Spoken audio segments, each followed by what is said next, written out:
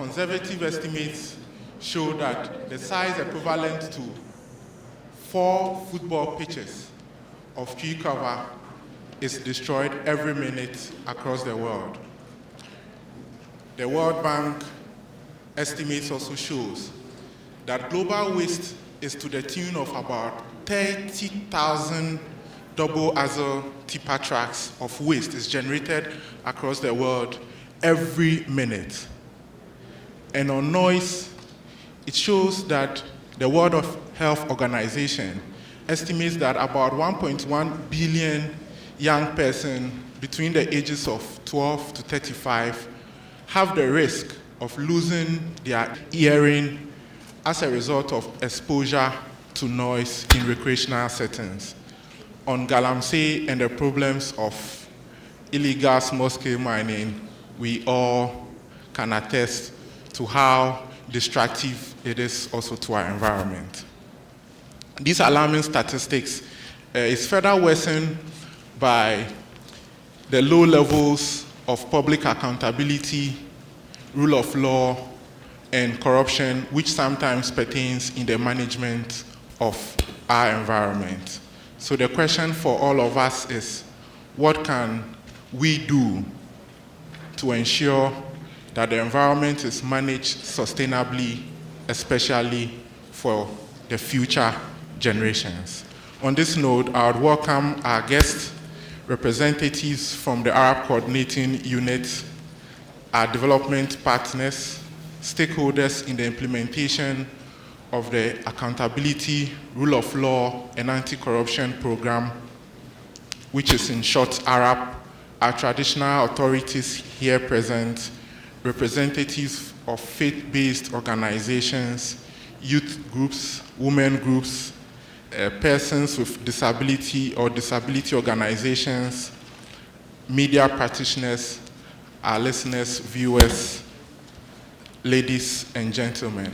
My name is John Doe, and on behalf of the National Commission for Civic Education, I welcome you to our 3rd National Arap Dialogue, which focuses on environmental governance. We are coming to you from the Micklin Hotel, and we are live on Joy 99.7 FM in Accra, and in Kumasi on Love 99.5. And we're also streaming live on the Facebook page of the NCCE, that is NCCEGH, NCCEGH. Invited guests, may we please be upstanding for the national anthem. God bless our homeland, Ghana, and make our nation great and strong, both to defend forever the cause of freedom and of right. Fill our hearts with true humility, make us cherish fearless honesty, and help us to resist oppressors with all our will and might forevermore. And help us to resist oppressors with all our will and might forevermore. Thank you very much. Please let's be upstanding as we call Reverend Dr. Akwesi Poku Nyantechi from the Presbyterian Church of Ghana to give us the opening prayer. Our Lord and our God, we thank you this morning for the gift of life. We thank you for the opportunity to be gathered over here this morning again to deliberate on the issues affecting us as a country and as one people. Guide us so that we come to a successful end. Those who are destined to join us this morning, Father, we ask for traveling mercies for them. We thank you, Lord, and we pray in the name of our Lord and Savior Jesus Christ, who rescue us from this present evil age. Amen. Amen. Please be seated. Thank you very much, Reverend. At this juncture, we would introduce a few personalities that are here with us. We have representatives from Ghana Cocoa Board, Ghana Education Service, Ghana Water Company, Ghana Prison Service, Parks and Gardens, Ghana Blind Union, Ghana Federation of Disability Organization, Department of Gender, Department of Children, Ghana Methodist Youth Association, Holy Cross Catholic Church, Hour of Prayer Chapel, Presbyterian Church of Ghana, Christian Mothers Association, the Public Services Workers Union, and the Trade Union Congress of Ghana, Regional Coordinating Council, GBC, Ghana Police Service, Ghana Prison Service, and other security agencies, Environmental Health, Environmental Protection Agency, Teacher and Educational Workers Union, Catholic Youth. I'll pause here and continue later on. But at this stage, we have with us here the chairperson of the National Commission for Civic Education, which is implementing this dialogue as a means to engage, educate, and empower the Ghanaian citizenry to be actively involved in the governance process. Please let's welcome Madam Josephine Nkrumah for her welcome address. Ladies and gentlemen, good morning. I'd like to acknowledge the presence of my Deputy Chairman in charge of operations, the head of the Arap Coordinating Unit, Anna Sanchez and her team, representatives of security agencies, of faith-based organizations, and numerous other identifiable groups here, particularly the youth. And of course, we cannot leave out the media. Yesterday, or as we speak, there is a UN summit on climate change. And Antonio Guterres, the Secretary General of the UN, made a very profound statement. He said, we are losing the race against climate change. And climate change is running faster than we are. So there is a sense of urgency with which we must tackle issues around environmental governance. And it's quite auspicious that just as this discourse is going on in the international space, NCC, under the kind sponsorship of the EU, is speaking about environmental governance as we conduct our third Arap dialogue on one of the key pillars of the Arap program. Today we are told that the hottest 5 years of this earth have been from 2014 to 2019. And also that global climate and temperature continues to rise at unprecedented levels. Therefore, we cannot emphasize enough the urgency with which we must tackle climate change through robust environmental governance, including policy formulation and a legal framework. As a country, we continue to grapple with many environmental issues: galamsey, sanitation, deforestation, wanton destruction of our water bodies, e-waste disposal, air and noise pollution, and marine environmental pollution. And this continues to be a challenge. What is it that causes this challenge? Is it ignorance? Is it impunity? Is it the lack of proper implementation of policy and the proper implementation of a legal framework? I believe these are some of the issues that would inform the discussions that we have today. What is the role of MMDAs, the role of government, the role of policymakers, businesses, traditional rulers who are the custodians of land, faith-based organizations who believe in nature and that God gave us this environment for us to protect. Our constitutional duties that say that every citizen must do his or her bit to safeguard the environment, and of the state that enjoins the state as an institution to safeguard the environment for posterity. What is the role of you? What is the role of I? As individuals, we need to do more, but we must emphasize that legislation and policy are key.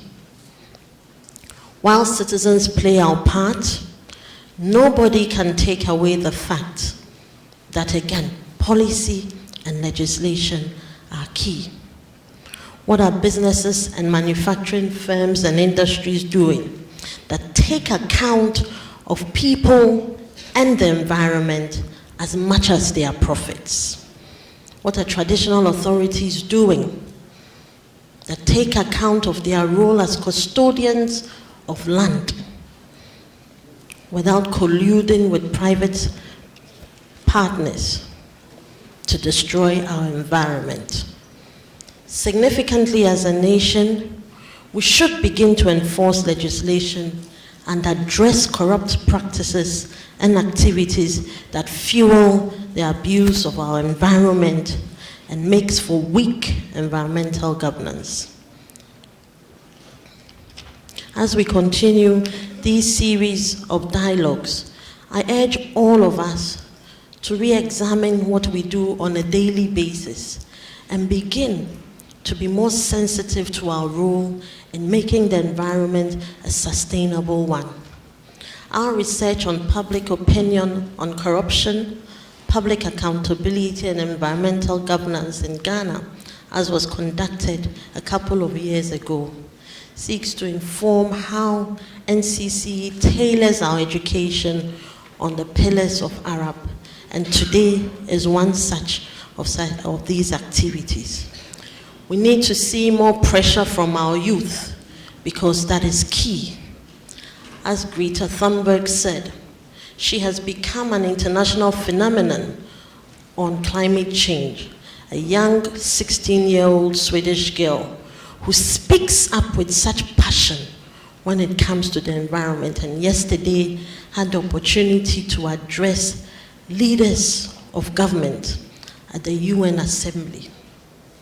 If she can rise up and realize that if we don't take urgent steps now, the next few years, what we do becomes irreversible. And of course, generations unborn will judge us for our lack of action. The time for action is now. And Greta said, the eyes of the future is upon you. It's upon you and it's upon me. What are we doing? As we enter this dialogue, I wish that we have fruitful and insightful deliberations that propel us into real action and not the usual rhetoric. Ladies and gentlemen, on behalf of the National Commission for Civic Education, I warmly welcome you to the third Arab Dialogue. Thank you very much for your attention.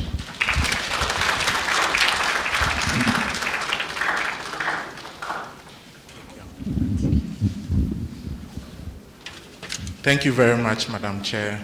The dialogue is with support from the European Union. We also have with us here chiefs and queen mothers from the region, so we kindly acknowledge you also. At this stage, I would kindly want to call upon the leader of the Arab Coordinating Unit, Madam Ana Sanchez, to give us a few remarks. Please, let's welcome her.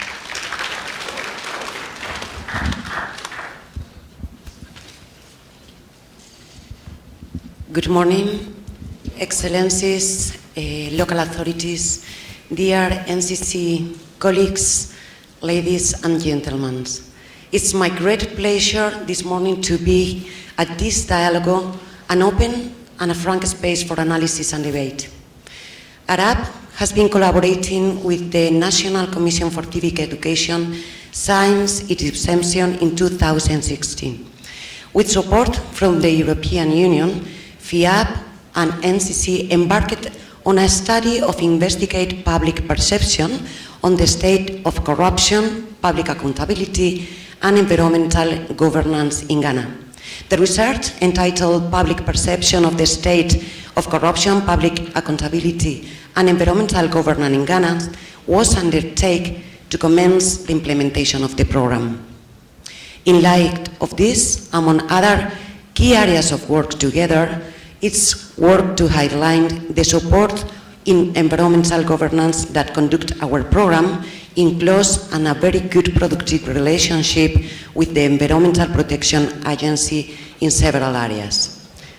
Today, we are here in one of a number of the dialogues that the NCC within Arap has conducted to undertake these key thematic areas under the program, to engage, educate, and empower the citizenry to actively participate in the governance process.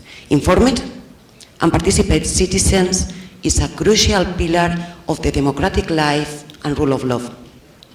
My congratulations to our colleagues from the NCC to create once again this open and frank space of dialogue and communication. Thank you so much. This third dialogue has been conducted in a very crucial area. As all of us are aware of, climate change is a grave global concern of the 21st century, as this phenomenon threatens the very existence of humanity. To address climate change, various global commitments and response have been made. During these days, the United Nations Climate Change Summit is being carried out in New York under the real international alarm that our planet is being destroyed. United Nations face the time to come with a real plan. All the international society is claiming for effective measures beyond the general policies in environmental governance. This is a challenge that all policymakers, international organizations, national institutions, and civil society need to face together.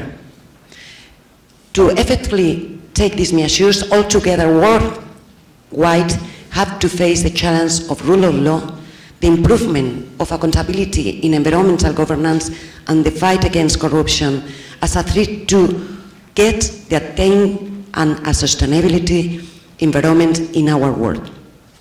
Excellencies, authorities, dear colleagues, Ghana has made its fair share of commitments, which range from legal and constitutional provisions, climate, environmental and sanitation policies and programs.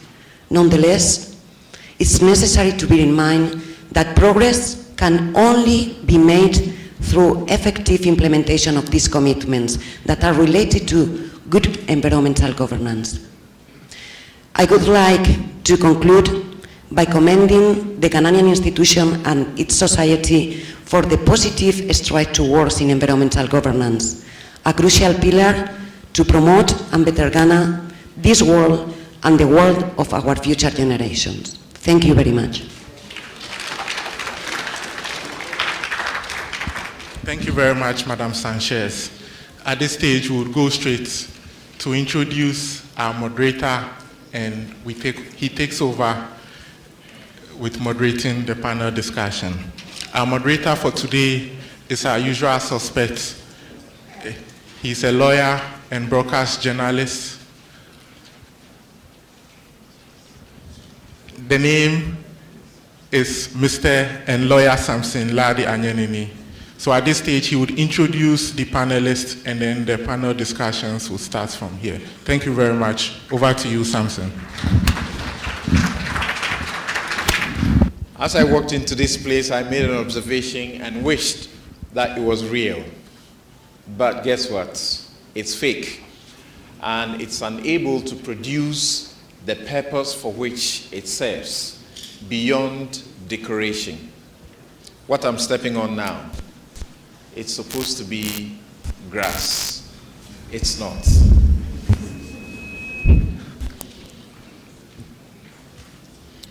It does tell me that we do understand and know the importance of preserving our environment. But are we doing so? In a very short time, we will discover that in this survey that the NCCE conducted, citizens appear to blame themselves as being responsible largely for the degradation that threatens our lives, as they give themselves over 30% of responsibility for preserving and preventing the environmental degradation, and they give government 20+%. In fact, when it comes to the ministry that is responsible, they don't give them too much attention. When it comes to civil society, the Forestry Commission, the minerals, the mining, and the mining regulator, they give them about only 1% of responsibility. So I pause to ask myself, where are we heading then? If we identify that we are to blame, and yet it is growing in the manner that threatens our lives, what ought to be done? So once again, you're welcome to the most empirical form of engaging the issues that matter to all of us and to finding the solutions to them. You will have the opportunity to ask some questions, and our guests will respond to them. Also, we will have questions thrown by myself from the survey to our guests to respond to. And for those of you who have the benefit of the internet right now, and perhaps you are on Facebook, on the NCCE page, NCCE Ghana, you will also be able to post questions and we will answer the questions accordingly. Now, ladies and gentlemen, our guests here will take turns. They have no presentations to make to us. They are going to be asked the questions pointedly, and they are expected to give us very frank answers to these questions, because they encounter these matters and are the ones who know the best ways to deal with them. And this is the way I choose to introduce our guests.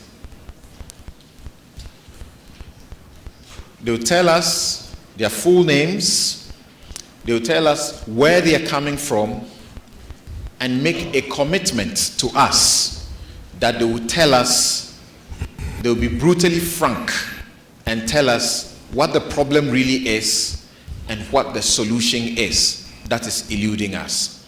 So starting right from the man just by me, he has the key to stopping some of what is going on. He will introduce himself, tell us where he's coming from, and make a commitment to give us very frank answers.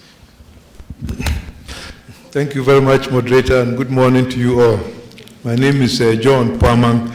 I'm the Acting Executive Director of the Environmental Protection Agency, and I make a commitment to discuss this issue of environmental governance, passionately and then frankly, as the moderator has requested. Thank you very much. Thank you very much. My name is Kenneth Ashigbe. 8 to 5, I work at the Ghana Chamber of Telecommunications, but I'm also the convener for the Media Coalition Against Galamsey Illegal Mining, and I think it can be taken for granted that I would be as brutally frank as should be. So that is taken for granted. Thank you, Mr. Moderator. My name is Kwacha Meyaw. I come from the Forestry Commission. I wish to make a commitment to all of us gathered that I will make a very frank contribution to this discussion. Thank you.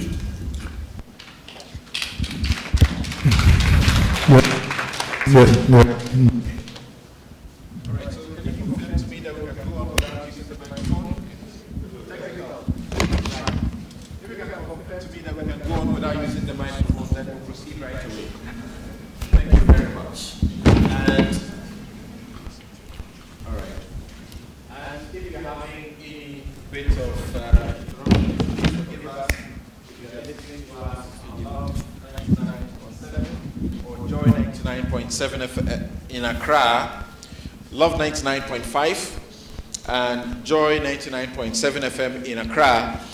Thank you very much for keeping your dials on these stations. Of course, as you can see right here, it does appear that GTV is also covering us. You can send your questions also to us through the NCCE Ghana GH Facebook, and we will share them with our panelists. So,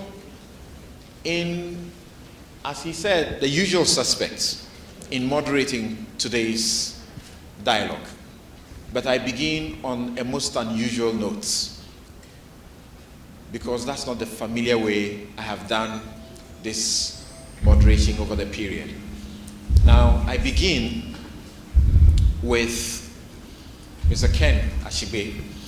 Of course, you know that the media coalition against Galamsey pretty much was birthed through his efforts and has been sustained over the period because he has championed the work. We are aware of the many successes that have been chalked as a result of that campaign, the campaign that was bought in by the presidency and led to the formation of the Interministerial Committee and Operation Vanguard, going around the country and ensuring that Galamsey is stopped. Now, when the survey was done, Mr. Ashibe, Ghanaians were asked what was their topmost environmental concern. As many as 46% of them said poor sanitation. But guess what? The people in the various regions have their reality. So as many as 5 of the regions decided to take a detour and said their biggest problem is illegal mining. And that constitutes as many as 39%. Then there were those who were concerned about illegal lumbering. That constitutes about 4.3%. My question to you is this: the Galamsey fight, from where you sit, are we winning at the point where we have taken steps that we appear to now regret? My response to that was the fact that what KPIs are we measuring to say that we've been able to chalk the success? Because when we started this battle, we're clear in our minds what we wanted to achieve. So you want to look at the turbidity of water. Turbidity was around the 200s before Galamsey took the turn it took when we got the Chamfant in, and then went as high as 3,200 NTUs in some of the places. Bear in mind that the WHO expects 5 NTUs. So when you are getting 3,200 NTUs, then you know you are in trouble. It resulted in some of Ghana Water shutting down some of its treatment plants. But we can say for now, safely say that most of these plants are back up. But what levels are we with the NTUs? When it comes to environmental issues, it's a science. So just as the NCC has done with this, we need to support everything we do with empirical evidence. I'm not too sure where we are with that. We heard the Operation Vanguard commander recently tell us about the fact that we are doing about 14% of conviction of people who are arrested with involved in this illicit trade. Is that success? We told ourselves that we were going to track all the excavators. What has happened to that? Part of the plan was to bar the constitutional mandated bodies, the EPA, the Minerals Commission, the district mining committees. The question you want to ask is that if you come to Ashanti region and you have less than 10 officers manning the EPA, would you say that you have strengthened, the constitutionally mandated bodies to be able to fight this degradation? We knew the fact that we're going to train some of these small-scale miners. I know some training has done. What has happened to that? We also were going to deploy drones. Where are we with the drones that have been done? What reports are coming from that? You want to ask yourself, in terms of the pace at which we are degrading our forest, what has happened to that? Has that slowed down? Are we even measuring it? Are we monitoring it? You can also take it for granted that in the past, when you drove on most of these major roads to these mining communities, you saw the Galamsey operators at the side. At least now when you drive, you see that they are no more there. So that could be progress. But I can tell you, as I said, that at Prampramso Forest, there is still illegal mining happening within the Prampramso Forest with a lot of foreigners involved in that. So in answering this question, a lot of questions rise up, and it is expected that to be able to win this fight, we need to organize things like this. We need to be very transparent in the process. We need to provide a lot of evidence. Is it for nothing that you find out that in this survey that was done, the Interministerial Committee Against Illegal Mining is not even mentioned as one of the organizations that is responsible, that citizens don't even know it. It is very, very telling that it is about time that we disband this ad hoc committee and rather empower the constitutionally mandated bodies to be able to carry this on.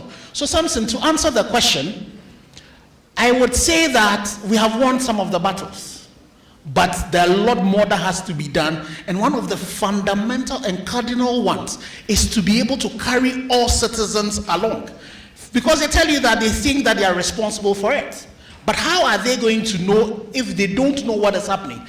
We need a typical question that needs to be answered is that how transparent, how easy is it for people who want to embark on small-scale mining to be able to acquire licenses? Currently, as we speak, I'm not too sure what has happened. And I'm not too sure whether, as a citizen who lives in those communities, if I have put a permit in, there's a website I can go to, an open website that I can go to and go and find it. So those are the things that I think needs to be done. There are a lot more questions that need to be answered. Locals are involved, no doubt. Locals have been arrested and some have been prosecuted and some have been jailed. You feel that the number of convictions are not sufficient. But we know that, as the Ghana Water Company tells us, we are heading to a point in the next 5-10 years where we shall have to import water if we do not take care and stop illegal mining. We know those who are responsible for causing that are not the locals. It is the foreign Chinese elements. How much of a drawback is what the president now says we regret for doing, for not prosecuting the Galamsey Queen? So, sir, I think it's, I would not agree completely that it's only the foreigners. It's true that it's the Chinese coming in with the chamfans that has destroyed a lot of our water bodies. But when they come and recruit our locals. And it's also true that it is Ghanaians who are going out there and going to recruit these Chinese and bringing them in there. So in as much as we hold some foreigners accountable, we also should be looking at ourselves. And I think we should also agree with the commander of Operation Vanguard when he says that we should start turning our attention and focusing on these influential financiers of this Galamsey. Till we do that, we will not be able to resolve it. But back to your question, the deportation of Aisha Wang and the deportation of foreigners who are engaged in illegal small-scale mining and illegal, you remember the lumbering. There was also another Wang again who was deported. The president has come to say that, well, he regrets what had happened and was an error. This is something we were saying. Last year in December, we petitioned the Attorney General when she issued the nolle prosequi, saying to her that this nolle prosequi, what it is going to do is that, one, for the forces that are involved in this, who are putting their lives very at stake, deciding not to prosecute this woman who is a financier, who is a practitioner in this criminal act, you demotivate them. You demotivate the Ghanaian, the ordinary Ghanaian who would want to volunteer information so that these people are arrested. What you do is that you say to the foreigners that Ghana is open for illegality. Come into this country, rob us, rape us, and we would applaud you. All we will do is to ask you to go away, and that our borders are so porous that you can still come back and come and continue what you do. So definitely that was an error that we knew that was happening. Well, I would give it to the president that it's a courageous man that would make an error and concede. But what follows next, for me, is the most fundamental things that we should be looking at. What happens to those people who contributed to this error? What happens to the senior minister who came and told us that this was right, which the president has said was wrong? What is happening now as we go forward? Currently, as we speak, yesterday, Operation Vanguard issued one of these, their reports that they give to the media, 23rd of September. There are some Chinese and Ghanaians that were arrested. The Ghanaians were handed over to the local police, but the foreigners were handed over to the immigration. This is yesterday. And where is it that the immigration will be able to prosecute anybody under the Minerals and Mining Act that has been amended and the punishment stiffened? So that needs to be looked at. And then also just this month, 20 Chinese were arrested. And when they were displayed, there was a cache of arms and ammunitions. But I know the lawyers will tell me I'm not a lawyer, but they will tell you that when you possess any weapons without a permit, without a license, it's an illegality. And definitely that's a criminal offense. And if it's a criminal offense, it is not the immigration officials that are supposed to prosecute that. So the question we should be asking ourselves, the Interministerial Committee, the Minister for Interior, the IGP, the police commander, is what is happening to all of these foreigners who are being arrested. The last one, there was even somebody from Guinea-Bissau that had seen Ghana as an attractive location for you to come and do illegal mining. So yes, it is great that the president has realized that this is an error on hindsight. But what happens next is the questions that we should be asking, that we need to ensure that anybody who comes, and you see, bear in mind, the laws even before they were amended discriminated against foreigners. So when you were a foreigner, you came in, your punishment was more. But we decided we were not going to do that. So we want to be able to see that now when foreigners are arrested, we hold them accountable. We make sure that we take them through the legal process, prosecute them. When we get them and finally they are convicted by the law and they get their day in court, we should ensure that the fine is the maximum fine so that we can use that as part of the money to be able to reclaim our line. Right. Thank you. Thank you very much. If you can pass the microphone over to Dr. Miao. And when you listen to the Ghanaians who were surveyed, and they are concerned because they are able to point out that illegal lumbering is one of the other areas where we degrade the environment and put our lives at risk. We know of the American organization in the environment investigations area that they came to this country, did an investigation and issued a report. Since 2012, there has been a ban on rosewood harvesting. The ban has been repeatedly reinforced since 2012. Within the period when the ban was in force, as many as 6 million rosewood was harvested and exported to China. As much as a species of rosewood special, about $300 million worth was exported out of this country. they showed evidence of official complicity at the highest levels, where the site permits that are required for these things to happen were issued. How can the citizen ever get any assurance that officers and the law will work to ensure the environment is protected and preserved? Thank you very much. Let me begin by commending the experts who conducted the nationwide study for the excellent work done. I am not very surprised to hear them say that the citizenry is mostly responsible for the abuses, because as a nation, we are so much blessed to the extent that we don't normally experience national catastrophes. In other words, almost all the abuses that we are witnessing in the environment are anthropogenic. In other words, man-made, and it's a reflection of their results. I am very grateful to them. Coming back to the substantive issue.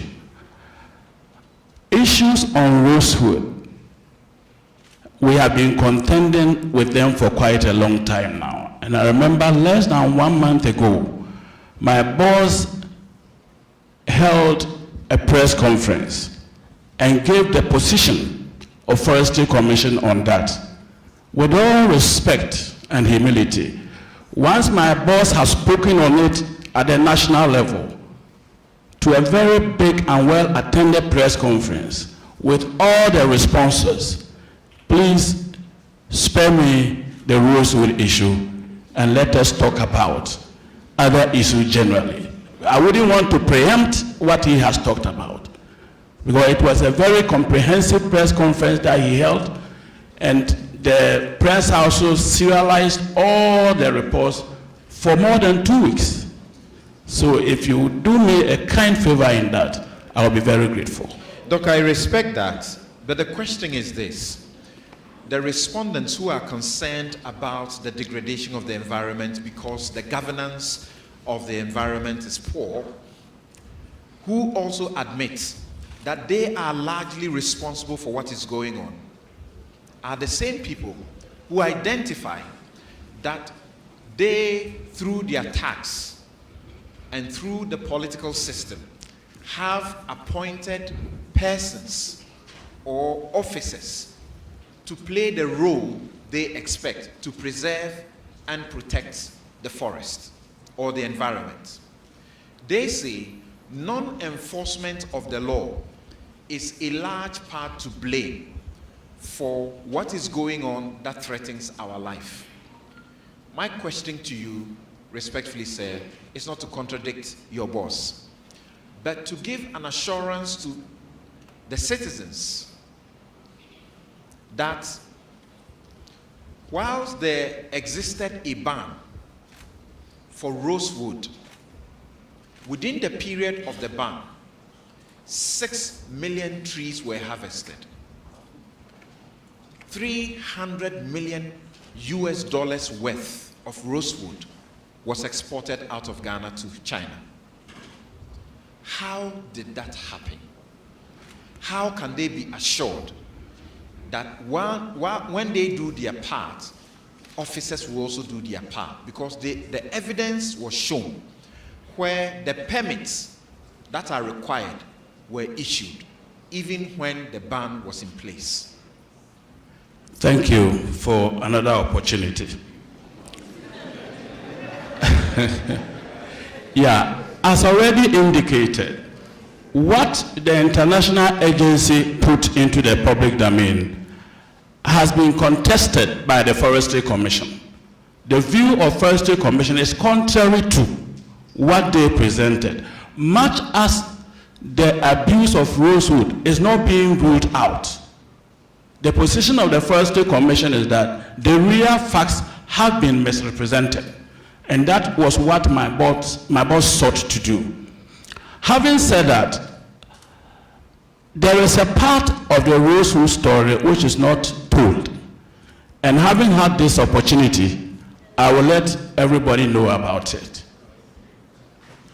the Forestry Commission supervises logging based on a logging manual, which is a legal document.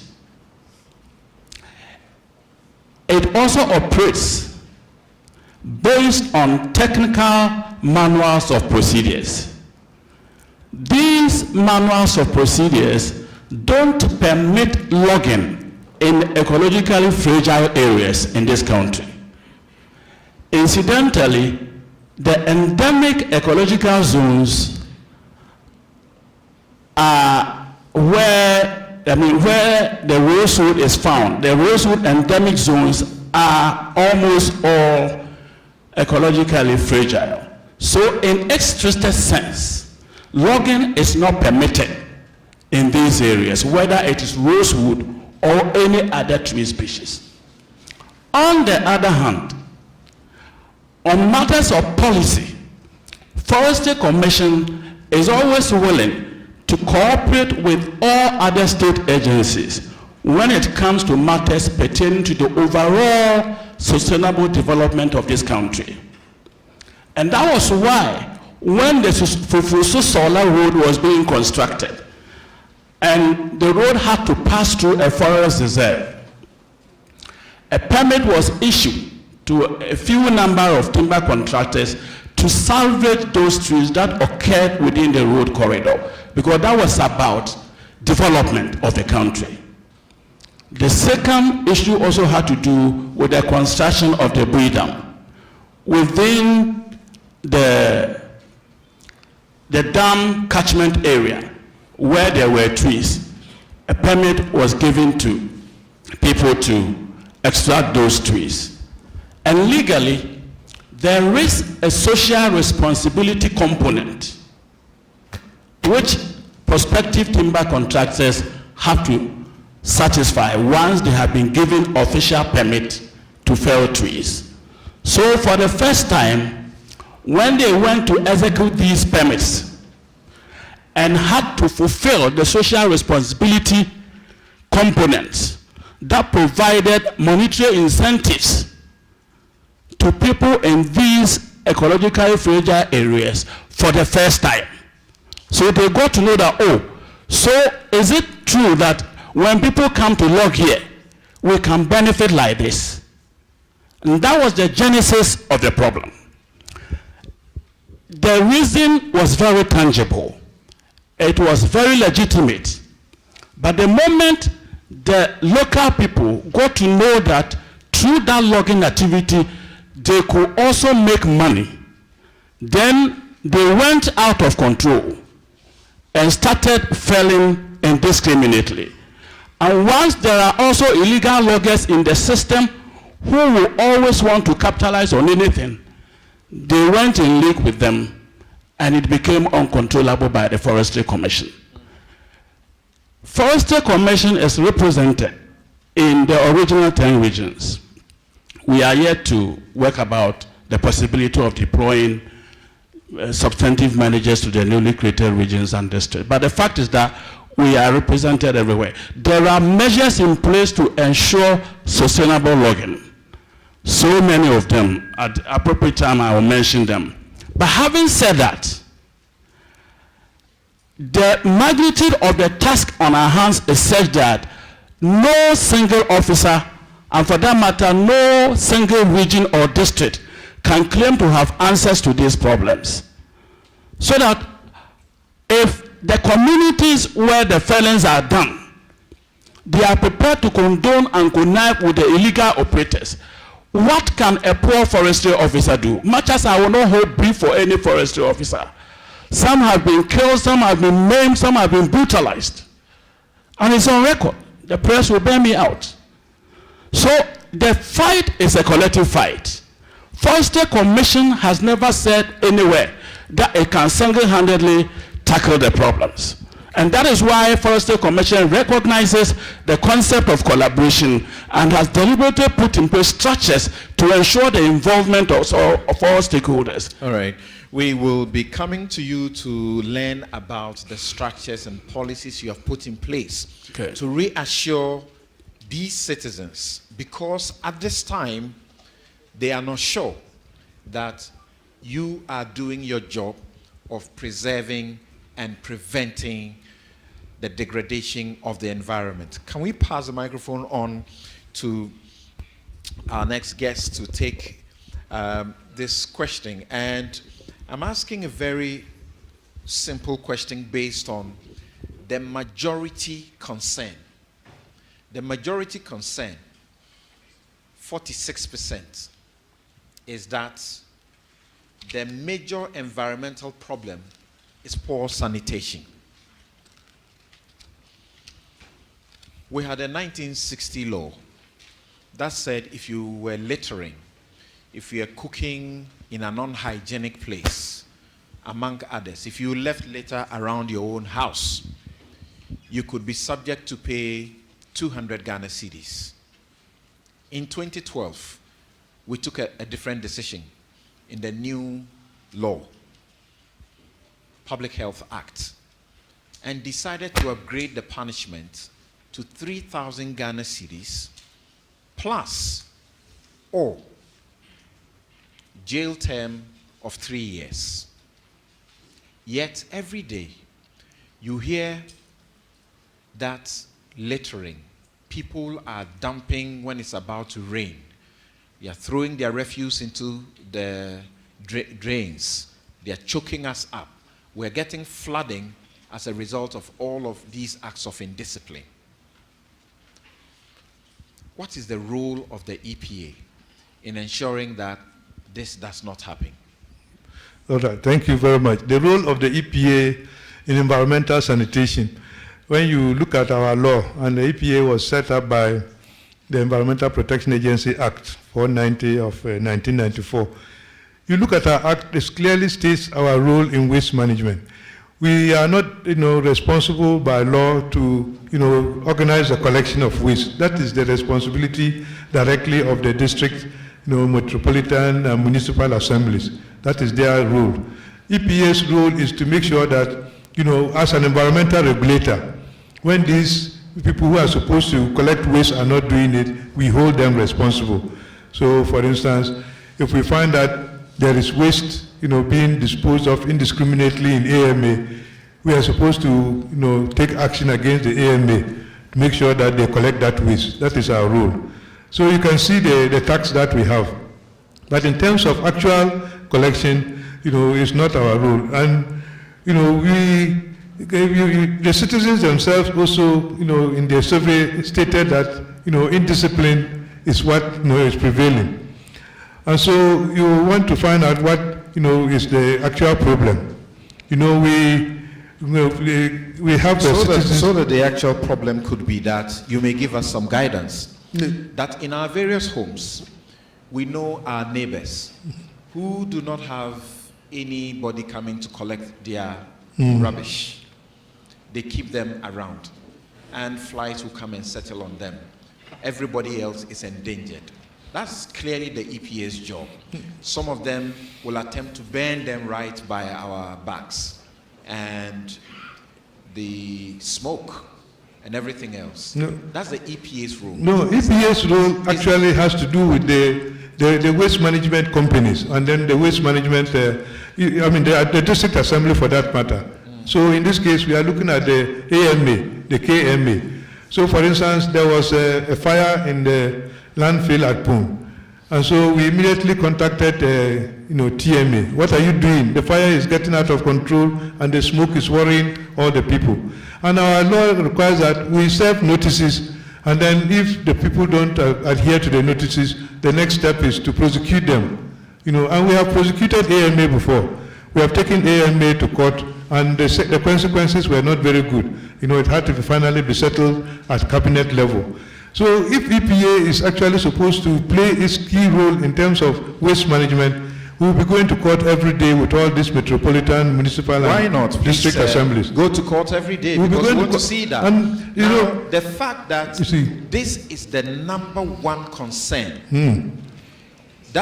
isn't it an indictment to your role, which you seem to suggest is supervisory? No, it's regulatory. If you are doing your job that well, we won't have this become number one concern. It's regulatory. We are supposed to regulate those who are to manage the waste. That's our job, I see. And as a regulator, so it means our government will be in court with government every day, and that is not good for environmental governance.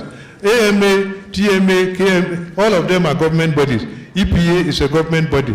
And so if we have to make sure that we are on them every day to make sure they improve upon their waste, it means government and government will be in court every day. And yes, this is the case. And we have done it in the past. When we found that disposing of the human waste at Lavender Hill was becoming unbecoming, we gave AMA a number of notices. They continuously disregarded the notices. We finally took AMA to court, and we got judgment in our favor that AMA should immediately decommission that Lavender Hill. It still took them quite a number of years before they finally decommissioned it. But by and large, our own duty is to set up guidelines, which we have done, how they should manage waste, how they should dispose of waste. And now, we are not even now looking at disposing of waste, but we are looking at the circular economy. How do you make sure that waste are managed as resources? Because in the end, waste are not materials that we should just consider that they are waste.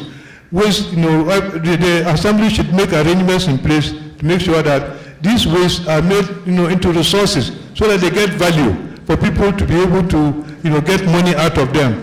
And then also to find ways and means of trying to reduce the amount of waste that we generate. Because if we just watch over and people are generating waste and then we talk of how to dispose of them, in the end, it will not make any sense. Right. And then let me refer to the citizen, the duties of a citizen. In the National Constitution, which is the #1 law of the land, in Article 41, 41, specifically 41K, it gives every citizen the duty to protect and then conserve the environment. And the indiscipline that we are seeing in this country shows that we are all going against this article in our Constitution. So when you try to put the responsibility on government agencies, we should all of us refer to the #1 law of the land, 41K. The Bible says that where there is no law, the people act carelessly.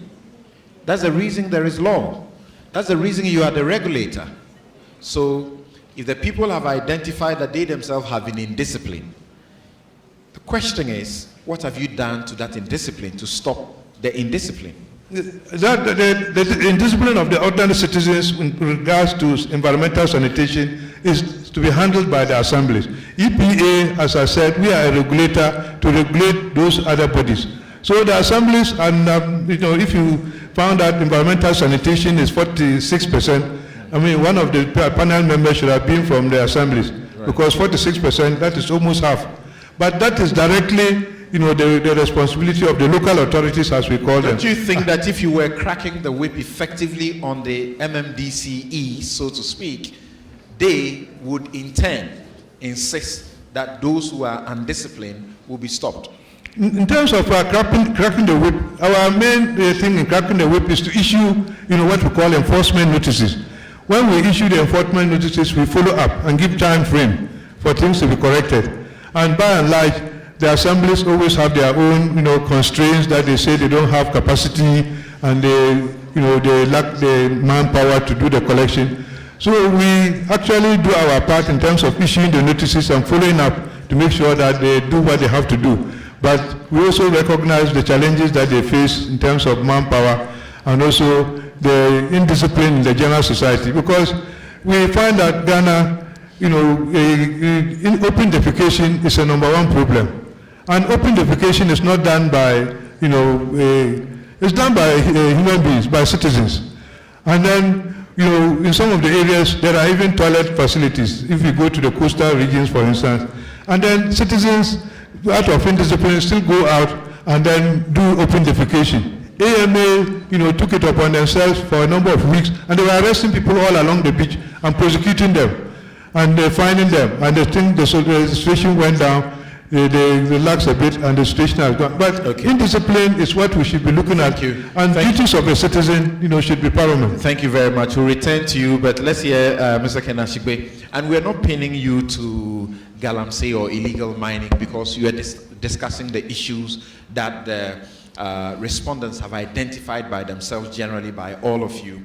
So return to get to know specifically what, as the EPA, you are doing to be a lot more proactive, so that if I am paying a waste management company to cut my waste away, and for weeks it's flooding, overflowing, and they don't show up, you are saying that all you do is to watch AMA or KMA, or as it were, and if they don't, you issue notices, and if they don't still comply, you don't want to be taking your colleagues, as in government in court, so you will still remain and just watch for this to go on.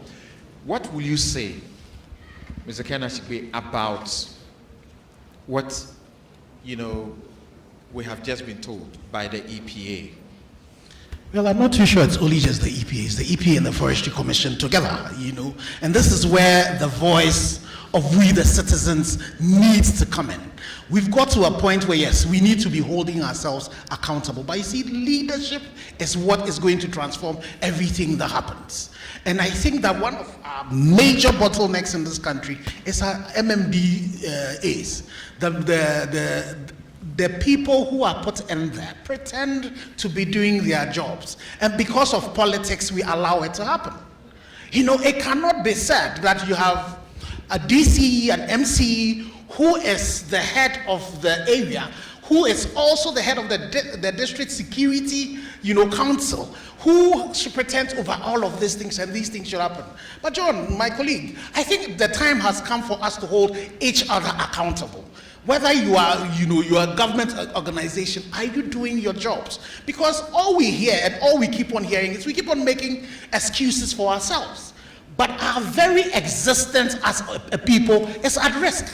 And if we continue going the way we are going, in the past the plastic challenge waste was only a thing in the urban areas. But currently, go back to your villages. It's already there. And it's just because we are not holding each other accountable. Because if the time when the case went to, the EPA took the assembly to court, and then the individual who was there was held personally liable, because you see, it is individuals that hold positions. If you think you've been appointed to a particular place and you don't have the resources, you don't have the capacity to be able to discharge your mandate, the thing to do is to resign. It's not to sit there and say, okay, because of this, I'm unable to do it. And we, the professional body, need to start holding up colleague professionals accountable. These people who are working in these MMDAs, these people who are working in these other places, they belong to professional organizations. Why is it that they are not doing their jobs?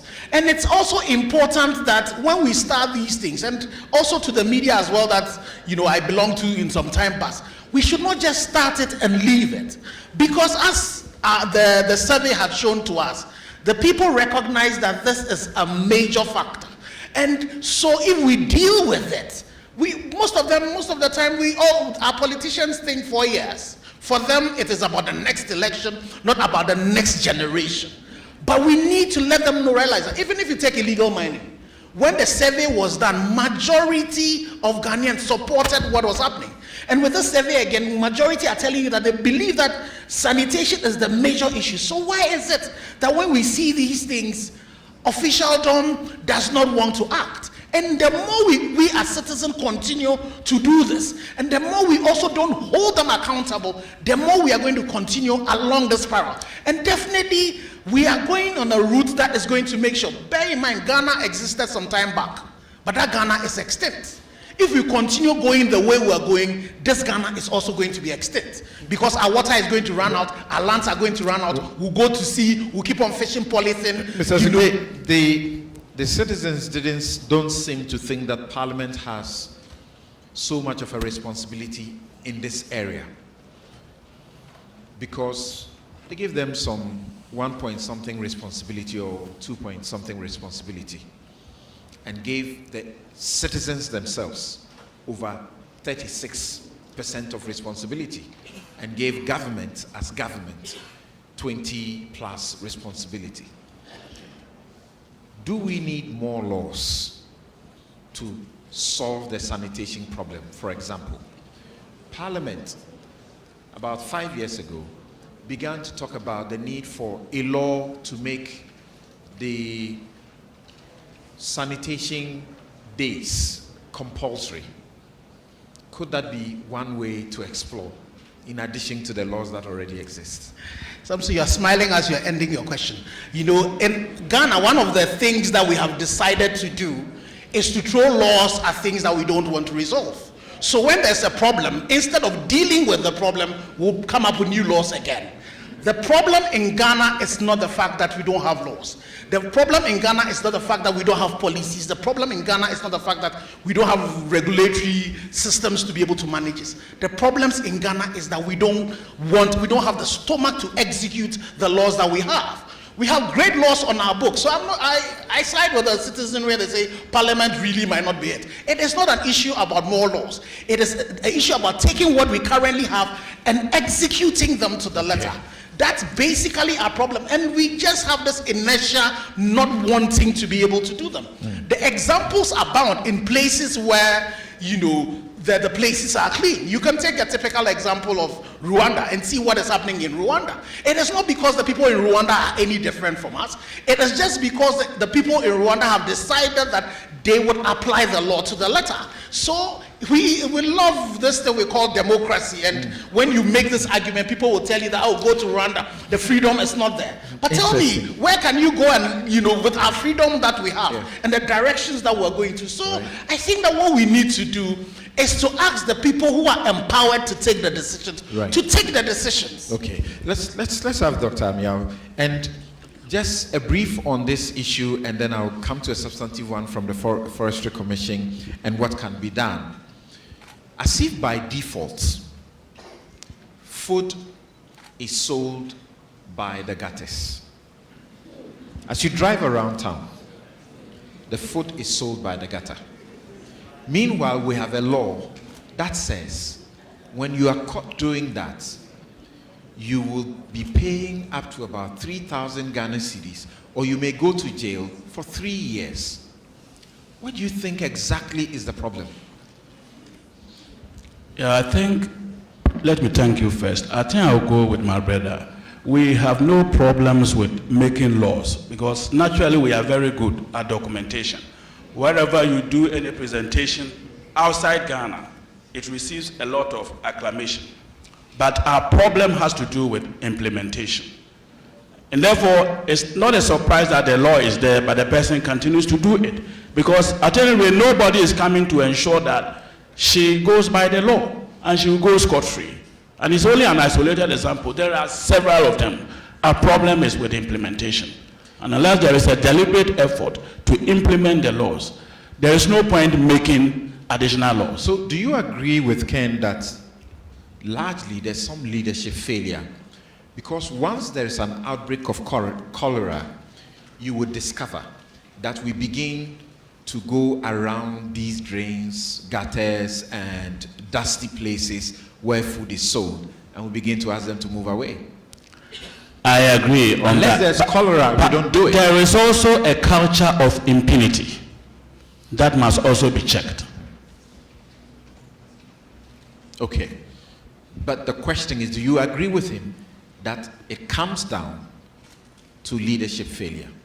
I said I agree with him. You do? Yes. But we should not blame only our leaders. Okay. There is also a culture of impunity. Okay. So it doesn't matter how strict our leaders are. Because the Minister of Environment, Science and Technology will not come to the remotest part of the country to ensure that the immediate environs are kept clean. That's why he has a representative there also. So there is failure at various levels. And we have always the tendency to look up to the one at the So here's the question. What should we do to those who are failing us? No, there are laws. And until we make a conscience to enforce the laws, the situation remains the same. For instance, if an officer is found to have been negligent, what is the punitive action that needs to be taken against that officer? Okay. And so long as he goes scot-free, he will continue to do the same thing. So we have to have the boldness to implement the laws, to discipline where discipline is required. Okay. Do you confirm, and sorry I put you on the spot, Don't do worry. you confirm or you do not that when it comes to the issues of Galamsey, the forestry, matters of logging and all of that, Forestry Commission officials, for example, are complicit? And I want to know, if you confirm, what do you do to the officers who are found culpable? I have seen documents of mining in a forest area. Yeah. Thank you very much. Forestry, we have our conditions of service. And any act of indiscipline, depending on its magnitude, determines the kind of punishment. I am aware several of our officers have been dismissed for being involved in various forms of offenses. I will not talk only about Galamsey. Right. Any kind of misconduct which warrants a dismissal, officers are dismissed. And let me also add that we also have a robust system for arresting illegal operators and prosecuting them. Right. But if a staff of the Forestry Commission is also found culpable, they are not left out. There are records to show a number of officers who have been sacked. Okay, so in a situation where a forest reserve, by that name, means it's reserved. Yeah. And yet, we find people mining in that reserve. And, you know, people like investigative journalists Anas Aramaya Anas have uncovered some of these before. You just dismiss them and they go. Where your officers are complicit, you just dismiss them? You know, this issue you have referred to is an isolated case. I am talking about its generality, the system, how it has existed over the years and how it has been operated. I'm not isolating any particular case. Okay. All right. So, in the chain, when we speak about environmental degradation, we know that the key players, and if you check the survey, when the citizens were asked to point out institutions with responsibility to preserve and to stop, you know, that going on, they didn't mince words. They were clear that Forestry Commission has a role to play. Which I agree with. I think they gave Forestry Commission some 6% or so of responsibility. Yes. Can you let all of us know what exactly you do and how citizens can assist you to do your job and do it well? Thank you very much for the question.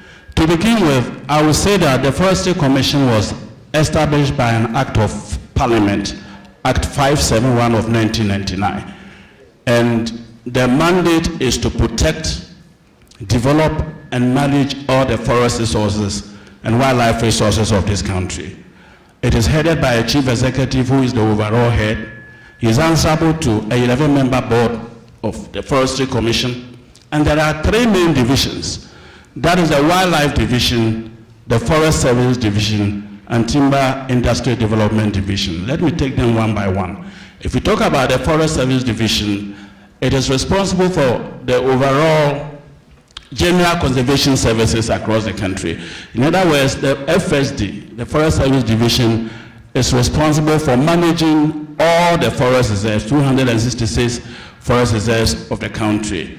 And we do so by writing what we call forest management plans. It is in the plan that we do the necessary prescriptions and the necessary interventions that will ensure sustainable management of the forest resources. One of the management issues also has to do with timber exploitation.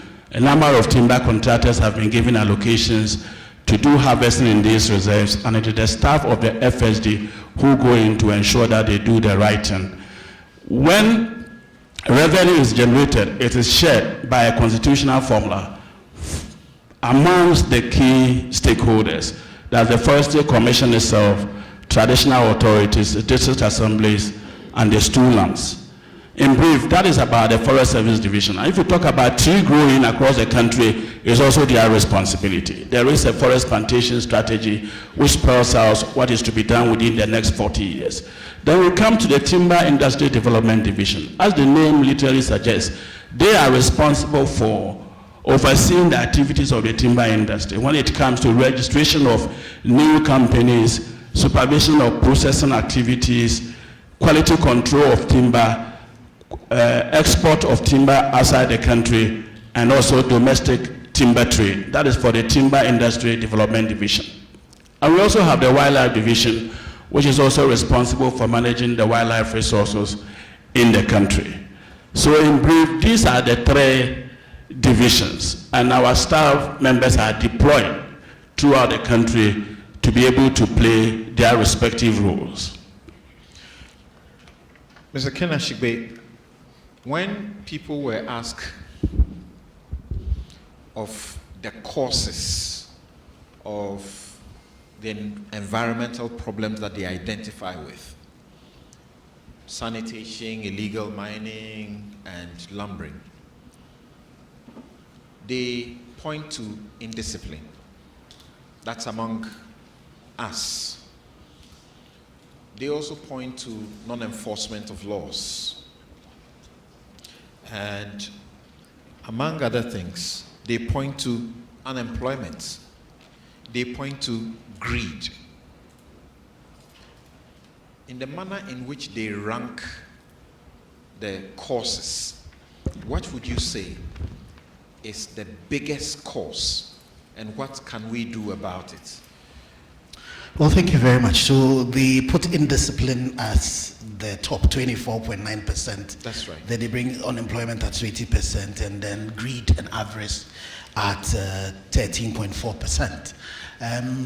So for me, the issues of indiscipline, it's basically, it goes back to the fact that when they do it, they know that nothing is going to happen. It's just us responding to stimuli. The people in every, we're all the same people. Human beings would not want to do the right thing. It is the reason why we have laws. It's the only reason why people do what they do and they get away with is because they know that nothing would happen when they are indisciplined. And I heard my doc talk about the impunity. It's impunity right from the top, and it's impunity for leaders to decide that they won't do what they should do. Remember that not too long ago, and was on Joy FM, an assemblyman who is seeking re-election, decided that just because he's seeking re-election, the right thing should not be done. That is the psyche of our political elite. They think that they have to give us what we want to destroy ourselves so that they can perpetuate, their position in power. And it starts all the way from the bottom all the way to the top. So in as much as I agree to the issue of impunity and the indiscipline, we are allowing ourselves to be indisciplined because we know that nothing is going to happen to us. So we would have to still go back to the fact that our leaders, and we have to define leadership very broadly. It would include Nanano as well. It would include our, the religious bodies as well. What have we been teaching? The times when in the church, in the mosque, we looked at, cleanliness next to godliness. It's completely gone. How many places would you go and you will not find that very close to the churches, it's very dirty and it's very filthy. So when we're defining leadership, we should define leadership very broadly, very, very broadly, and say that all leaders need to start working, and we need to realize the fact that this is where we have gotten to. And I'm happy that the media has started it somehow. We need to do a lot more of it and focus our attention on the things that really matter. Ghana, we have boxed ourselves into this NDC MPP conundrum, which really is not taking us anywhere, because fortunately for us, the two of them have ruled out forever, and we have seen the results. So the time has come for us to start asking questions of leadership which will actually address our issues, not overly make issues partisan. Because what happens is that one party is in power, they want to do the right thing, then you find out that the one in opposition would come against it, but you change, they do the merry-go-round and they come back, and it's the same thing. So for us as citizens, we need to now start also opening our eyes, and other forms of leadership also need to come in so that we can start holding ourselves accountable. I hear the conversation about unemployment, but you look at it. When you take even Galamsey, it is the most fertile parts of our land where the agriculture would work. But the point is that people want, they want to see success immediately. They don't want to put the corn in the ground and wait for a while before. They want to just go in there and go and dig. But we need to start taking the data back to them and say, go around Kumasi and look at most of those big buildings that you see. These were buildings that were built out of cocoa revenue. But most of these people who are taking Galamsey, go around and see what it is that they have built. Most of the time, they might not even build it in their communities. So we need to start as leaders, start throwing the evidence back to them and using evidence to let people start to realize the fact that this thing we call indiscipline, this thing we call greed, this thing we call unemployment, if we can do it the right way. And we should also be showing people what the right ways are. We should also start celebrating people who are doing the right thing, so that it's not always the stick that we are carrying along, but we are carrying also the carrot as well. Start rewarding those who are doing the right thing. For me, it's the reason why, if you come back to Galamsey, I'm so happy about the community mining initiative. But I've not seen the policy documents that underpins that. I'm not too sure that the media, all of you in this room, know what it is. But if we can explain this thing to the general public, carry them along, use technology, and be able to get everybody to understand it, so that when we start mining, we can have the example of, you look at the contrast between Obuasi or any of our big mining towns and Johannesburg.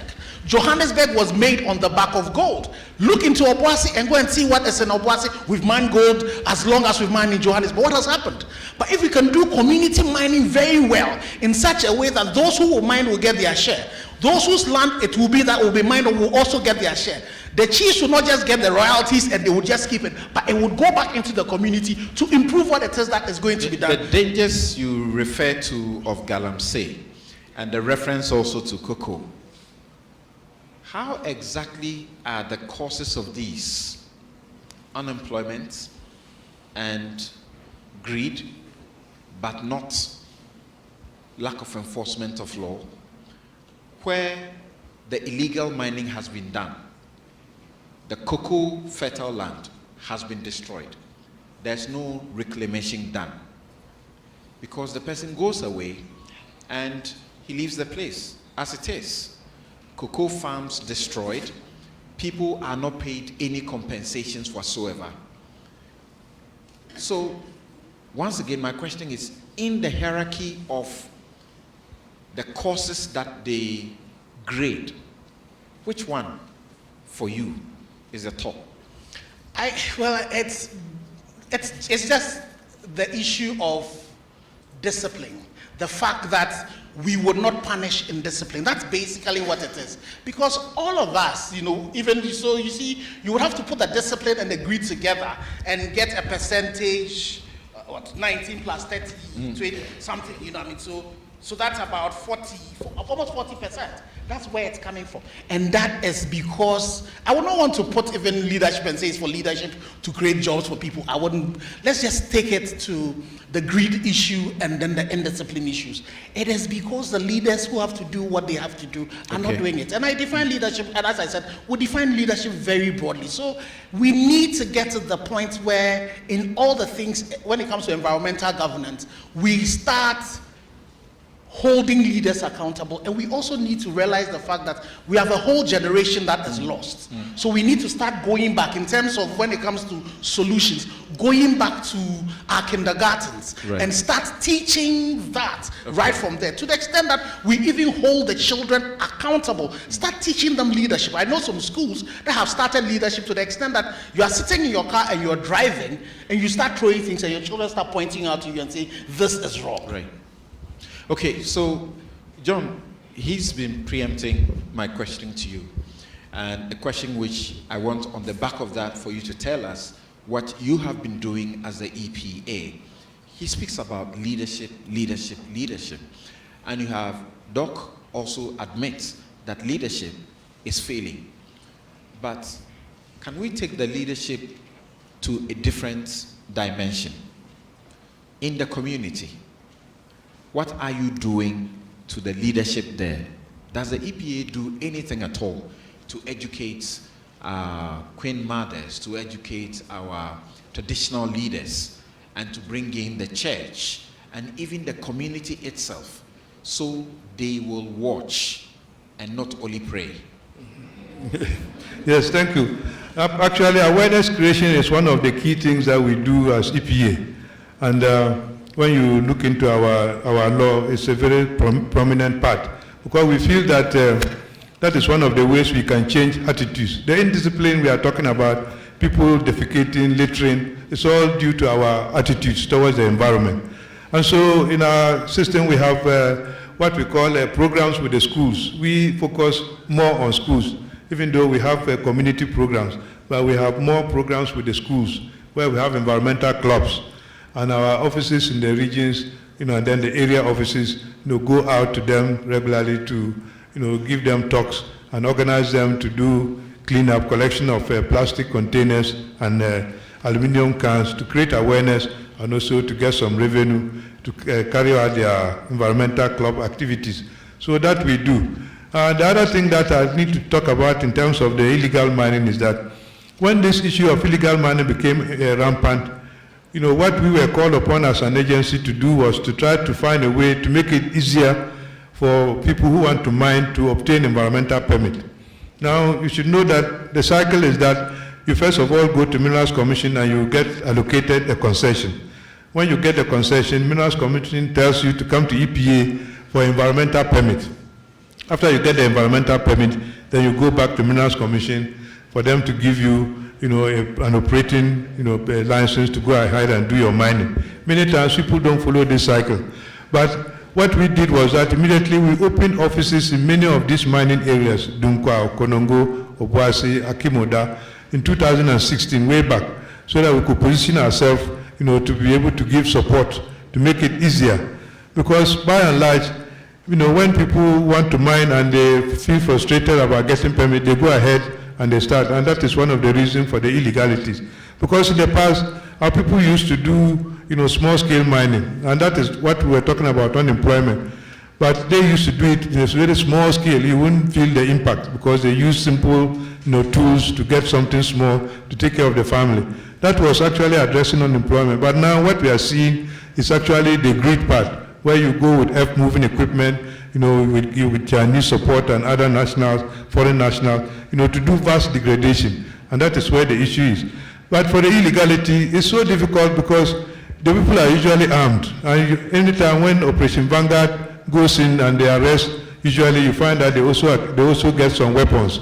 And so, EPA, Minerals Commission, we would have liked support, in terms of that. We get security support when we are going for monitoring. So Operation Vanguard, for instance, could have had a unit which will support us when we are going to the field to go and do monitoring, so that they can give us that security support. Otherwise, we feel very scared to go when you are not armed and you are going to face armed people.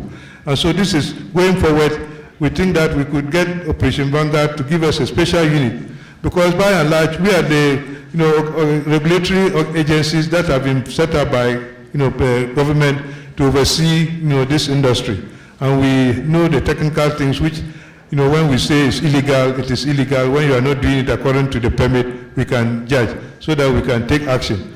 And then about mining in forest reserves, let me make it known that we have companies who have been licensed to mine in some of our production forest reserves.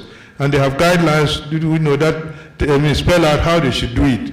We have one in Chirano, we have one in Achim, where these are forest reserves that government and then the agency, the Minerals Commission, have given permit, and we've given them the way they can do it without affecting the forest reserves.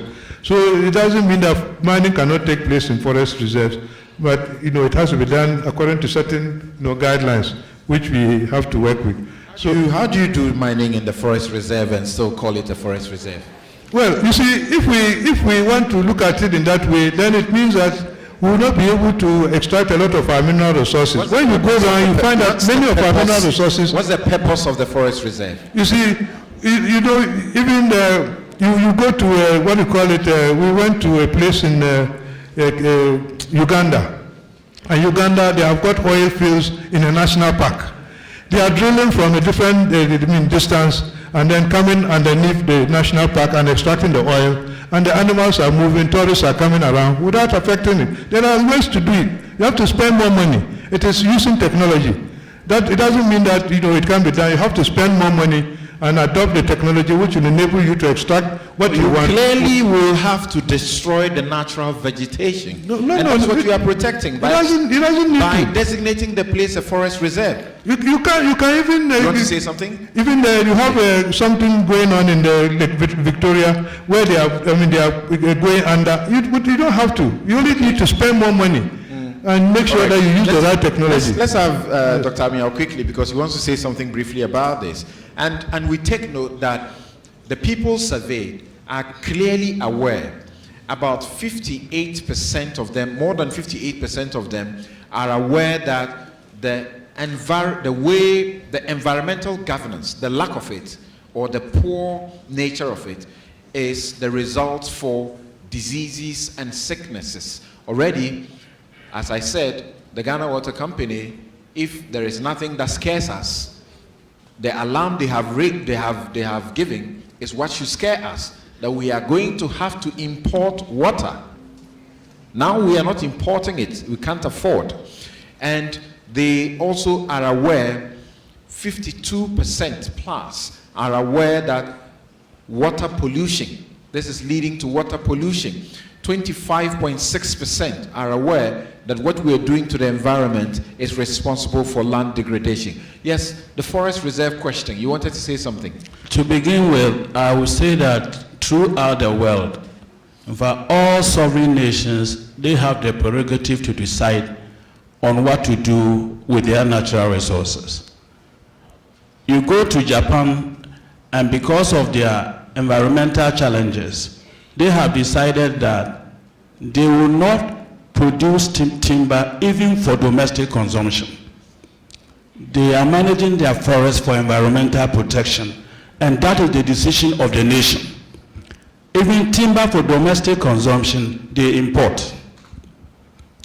We as a country have decided that we shall allow some minimum amount of prospecting and exploration of minerals in our forest reserve, which by implication means that if there is an adequate find, we will allow mining. Otherwise, you can't allow somebody to go in the reserve to do prospecting. The person will invest heavily into it. He comes back to tell you, oh, I have discovered adequate mineral deposit. He said, no, it's a forest reserve. I will not allow you to do the mining. That would be a problem with judgment debt. So as a nation, we have decided on our own, in our policy, that will allow some amount of mining in our reserves until we decide to do the otherwise. That is our situation. Okay. And it is good for us to emphasize it, that it is not any one person's decision. It is a decision of the whole country, because it is enshrined in our forest and wildlife policy of 2012. But having said that, there are also rules and regulations, as the UPA director said, a multi-sectoral committee that goes around to ensure that they do the mining and they do it rightly. Okay. And what we are seeing also is not the first of its kind. You go to Brazil and you see bauxite mining in the Amazon forest. Thank you very much. And we have a round of applause for our guests. All right. There were some protests within, but please still give them the applause that they deserve. Now, we take your question very briefly. You tell us who you are and straight to your question. Thank you. My name is Divine Akusia Adade. I work with Shraj. So far, we've heard nothing about noise pollution, and that is why I am here standing. Noise pollution, what is being done about it? Thank you very much. Noise pollution. I suppose this time round, the EPA will not pass the buck. Right. Yes. Good morning. My name is Abba Opong, and I work with Rights and Responsibilities Initiatives Ghana. We are a civil society organization working for environmental governance and gender.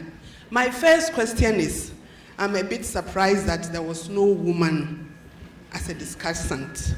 because in this country we have adequate women with capacity to speak to the issues. And I'm expecting that in subsequent ones, women will be included. My second question is this. We are all aware that NCCE has a critical role in public education. Given the importance of environmental governance, from my civil society perspective and my gender perspective, I'm requesting that the state resources NCCE so that they do that education. And I have this thing I always find very sad. I live in one of the, what they call the news sites. And as I walk in the community every morning coming to work, you see little children, 4 years, 2 years, preparing a plastic bag in a big tomato tin to ease themselves. And I ask myself, this is the extent of impunity and indiscipline. And as a woman, and women being nurturers, I want to call on all women here to desist from that act. And for men, as leaders of families, to also ensure that that thing is stopped. Because you have cholera everywhere in this country. Thank you. Thank you very much. Thank you very much. I am Naba Musa Akambonga. I am the head of the Frafra communities in Ashanti region, and also the president of the Council of Zongo Chiefs in Ashanti region. I have a contribution to make, but not a question. I'm surprised that the three speakers, I've not heard any of them say that they're not able to do this and that because of perhaps interference or corruption. In my view, all these are happening because of interference, corruption, and lack of courage to speak the truth. Lack of courage to speak the truth, because if you speak the truth, you must be transferred from the city to the village. Lack of courage to speak the truth, because if you speak the truth, you might go on early retirement. And when it comes to corruption,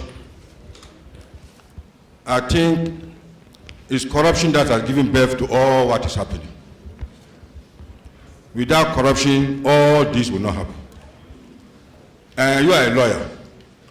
I know you know that we have misdemeanor offenses. That is throwing rubbish about and all that.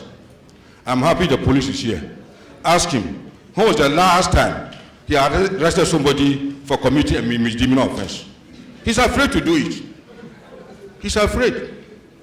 So let us try to look for causes that will make corruption unattractive. In fact, corruption is as popular as hemorrhage, piles, cocoa in this country. So let us do our best to kill it. Otherwise, we are wasting our time. Thank you. Thank you very much. Thank you. Right. So quickly and brief. My name is Benjamin Sa. I'm coming from the Teachers and Educational Workers Union, TEU. In the words of Professor Steve Adair, leadership is causes and everything else is effect. Leadership, everything rises with leadership and falls with leadership. Now, listening to heads of state institutions, you can see that they are not able to play their mandated roles. Is it not time as a country that we made our CEOs of state institutions signed KPIs in the public, that in the end we are able to measure their achievements? That's my question. Thank you. Thank you very much, Ben. Yes, please. Sorry. Okay, so you have to, okay, so, right, go ahead.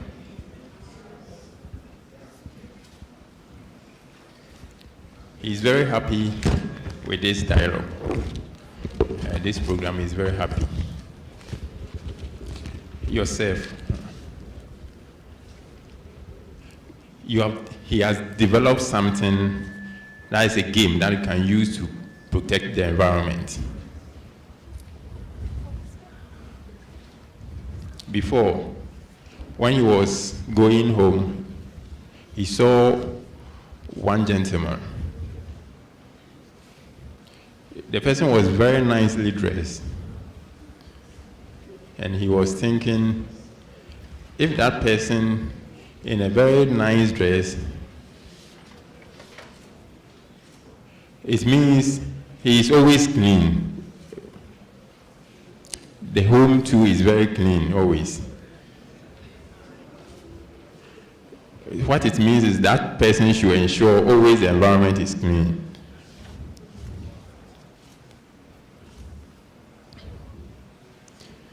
But that same person, after drinking water, is the same person. Okay.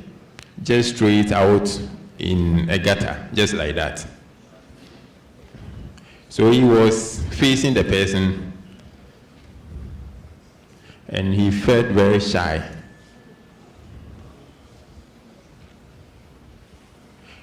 He himself doesn't have the power to command the person to go and take that rubbish thrown out there. But he knows the responsibility of KMA.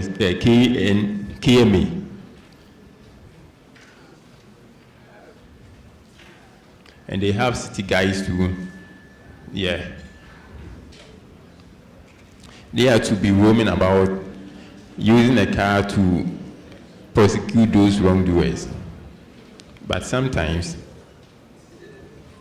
okay, they sack traders from town. Why don't they give them some work so that those people who are making the place dirty, they can catch them?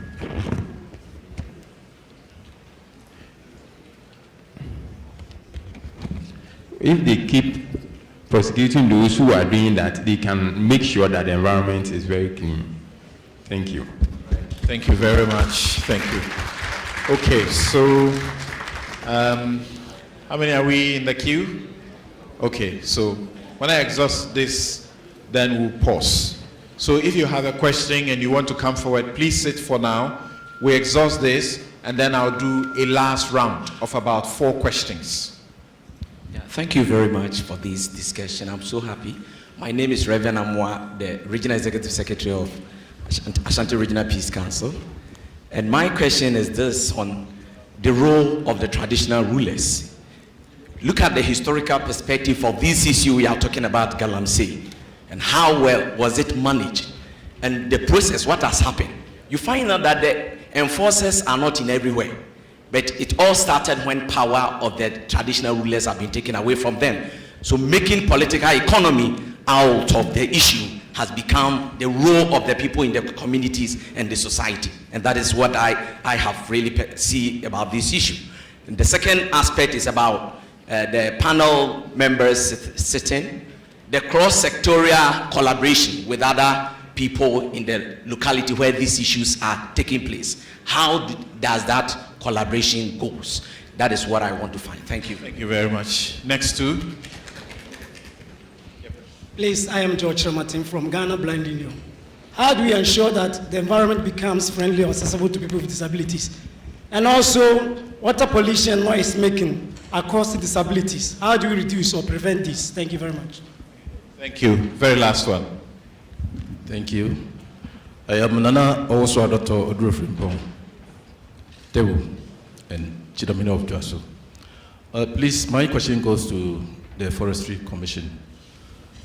In fact, beside my normal office duties, I'm a farmer. What I'm facing is that you nurture a tree. If you want to cut the tree, they will tell you, no way. But somebody will come and then cut it and destroy your crops and all these things without even paying a penny to you. They said that the person has concession or that sort of nature. Yeah. That means you want to tell us we should cut our trees whenever it is young, because for you to nurture it, for somebody to come and destroy your things and then get nothing out of it, does it mean we should cut our trees or what? That's my question from the. What do you say your name is? Nana Owusu Dr. Odro Frimpong. I think that was a contribution. Okay, so gentlemen, if we can respond to them very quickly and briefly. So we have Akosia from Shraj. She's asking noise pollution, that she didn't hear anything about that. What is the EPA doing about noise pollution? What can you tell us in 1 minute? Yes, noise is also a very serious environmental issue now, and what we have done at EPA is to set up what we call task forces.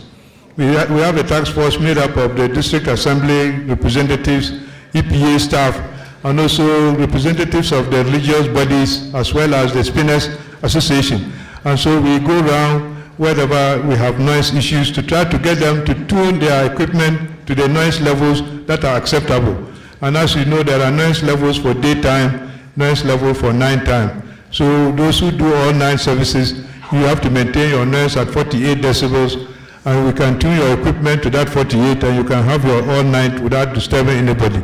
And that is what we do. We are going to gain a lot of experience from the Greater Accra Task Force, and we are extending it to the other regions so that we have task forces all over the country, controlling noise.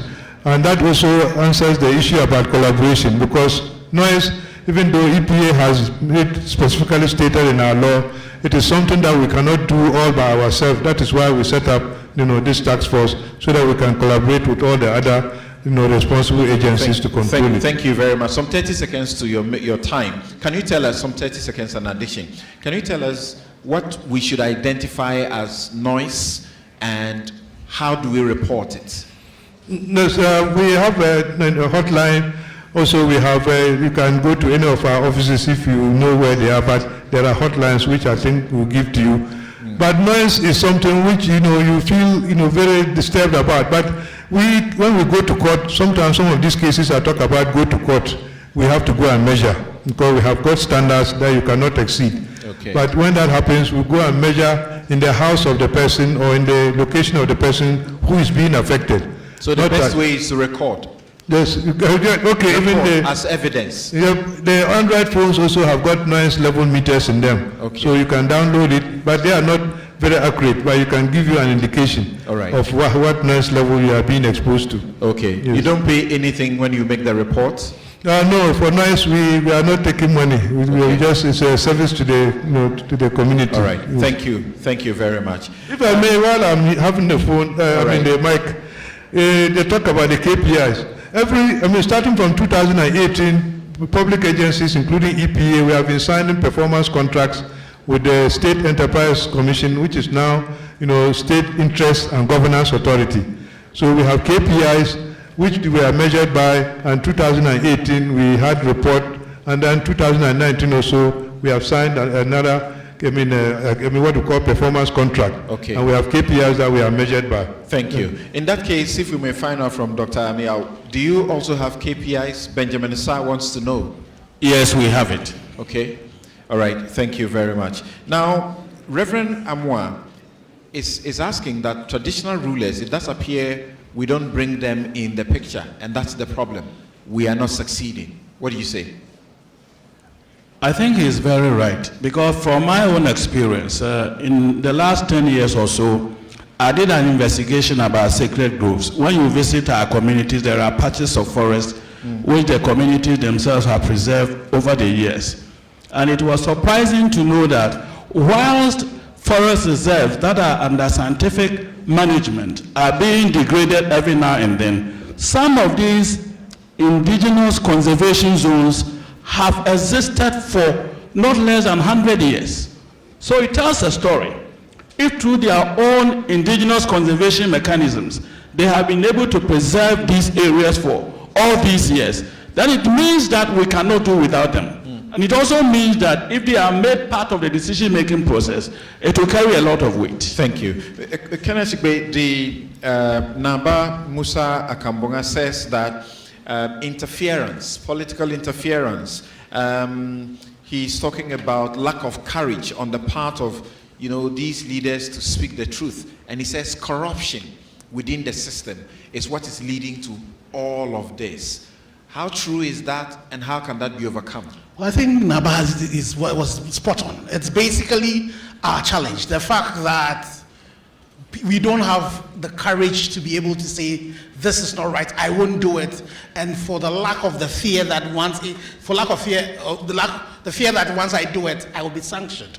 And so how many resignations have you had from all of us who complain and say it's because the system? Yes, so the interference is there. The political interference really exists, and it's the reason why some of these things don't happen. Because bear in mind, in all these districts is the district chief executive who is the head of the district security council, head of the district, but he's politically appointed. Right. And so they won't take decisions that would get them to be removed. But that is the reason why it's important we get to a point where when they say that all of us have taken a decision to say that Ghana would mine in, we need to get to the point where we all are taking the decision. And I think the time is coming where technology would make it such that we'll not just elect some 200 and something people to go and sit in parliament and take decisions on our behalf, but all of us will begin to start taking decisions. All right. And it's the reason why we need to start looking again into the way we govern ourselves and see whether it's not better to go when we're doing it traditionally,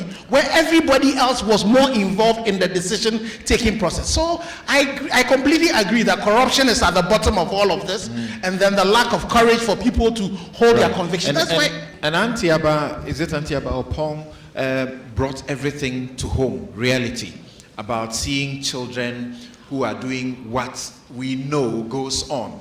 And then her problem is parents don't seem to be taking the responsibility and asking the NCC to be better resourced to do a lot of this. What do you say about that? Well, you see, I've worked with the NCC when we started this Galamsey project for just 14,000 cedis, the way the NCC is able to mobilize.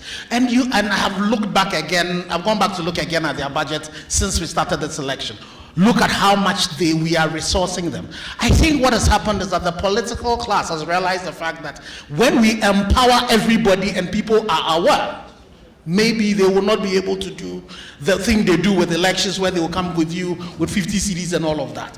It is the reason why the NCC, I think, that's my belief, that are not resourced. So we definitely need to plead that it is a critical part of our governance system, because to be able to win this battle of all the things we are talking about, it's about the heart and mind of our Ghanaians. It's about forming us to realize that what are the values that we hold here. The only way we will be able to do this is to empower an organization that has been set up like the NCC to be able to do this. And also back on the issue of parents, it's also because nobody is enforcing that there should be toilets in the houses. Because if that enforcement was happening, that is not happening. And so you see the example we are setting for very little children. Okay. Right. And I said we'll take a very last round of questions, only 4 questions. Not 4 people, not more than 4 people. That's what I mean. Each will ask 1 question. Only 4. Please, you may get ready here, and as you make a response, there is George, the PWD, who asked how we are making things environmentally friendly for persons with disability, and he's also concerned how we are working to reduce pollution. Yes, Dr. Amia. Yeah, I was drawing your attention to a question that was posed by Nana Oduaso. Yes. Please proceed. Yeah. Nana's concern had to do with his non-involvement in decision-making concerning the felling of trees on his farm and the destruction of his farm. Nana, I'm happy you did not talk about a planted tree, but a nurtured tree. The ownership of every naturally occurring tree in Ghana is vested in the President of the Republic. But the management is delegated to the Forestry Commission. Hello? Yes, the ownership is vested in the president, but the management or its regulation is delegated to the Forestry Commission. And Forestry Commission has also put structures in place to ensure that all the key relevant stakeholders are involved. For instance, you as a traditional ruler, when there is the need for an inspection, your office is represented. And as a farmer, you either go yourself or you are represented. The last person to give his consent for the felling of a tree on a farm is the farm owner. So any timber contractor who comes in to process his papers is supposed to take a letter of consent for it to be endorsed by the district manager, for it to be endorsed, verified and endorsed by the regional manager before it comes to the head office. So if that is not what is happening there, then it means there is something wrong. And you also deserve to be paid commensurate compensation for any crop damage. Okay. So please send your complaint to the nearest district office. In your case, it is the Gaso district office, and you'll be taken care of. All right, thank you very much. And the question about the female representation on this panel will be answered in due course. I have 4 questions from 4 people. I'm Chief Al-Hassan, PRO for the Council of Zungu Chief. I want a lawyer himself to answer my questions. I think that the moderators have a problem when they reach a point and they are all talking about laws. We are quick to pass laws, but we are reluctant to execute the laws. So it has made all that they are saying very difficult for them. I want a lawyer to answer that. And then the second point is that they say justice, the wheel of justice grinds slowly. Now, can't we use some mechanism by fast-tracking cases as quickly as possible to deal with all the issues? Why? Why can't we do that, lawyer? Thank you very much. It was supposed to be one question, but you know, chiefs can always deal with the rules. Good morning. My name is Mohammed Habib Ali Gali, Secretary to the Zungu Youth Association, Kumasi. My question is, we are talking about environment, corruption, accountability, so many things. I remember when I was very young and I walked around Kijitia, I could vividly, remember that it's much difficult to see this kind of plastic thing that we see today. And our leaders are setting examples with Rwanda. I used to remember Rwanda. When you mention Rwanda, then grapes, this thing, a skull and all those things comes into my mind because it's Rwanda, because they were this kind of conflicts there. My question is that, are we saying that Ghana as a state or as a country has failed? In a sense that even our leaders have started saying that this issue of Aisha, the Galamsey queen, Aisha 1, she has been deported. It is now that they have realized it's a mistake.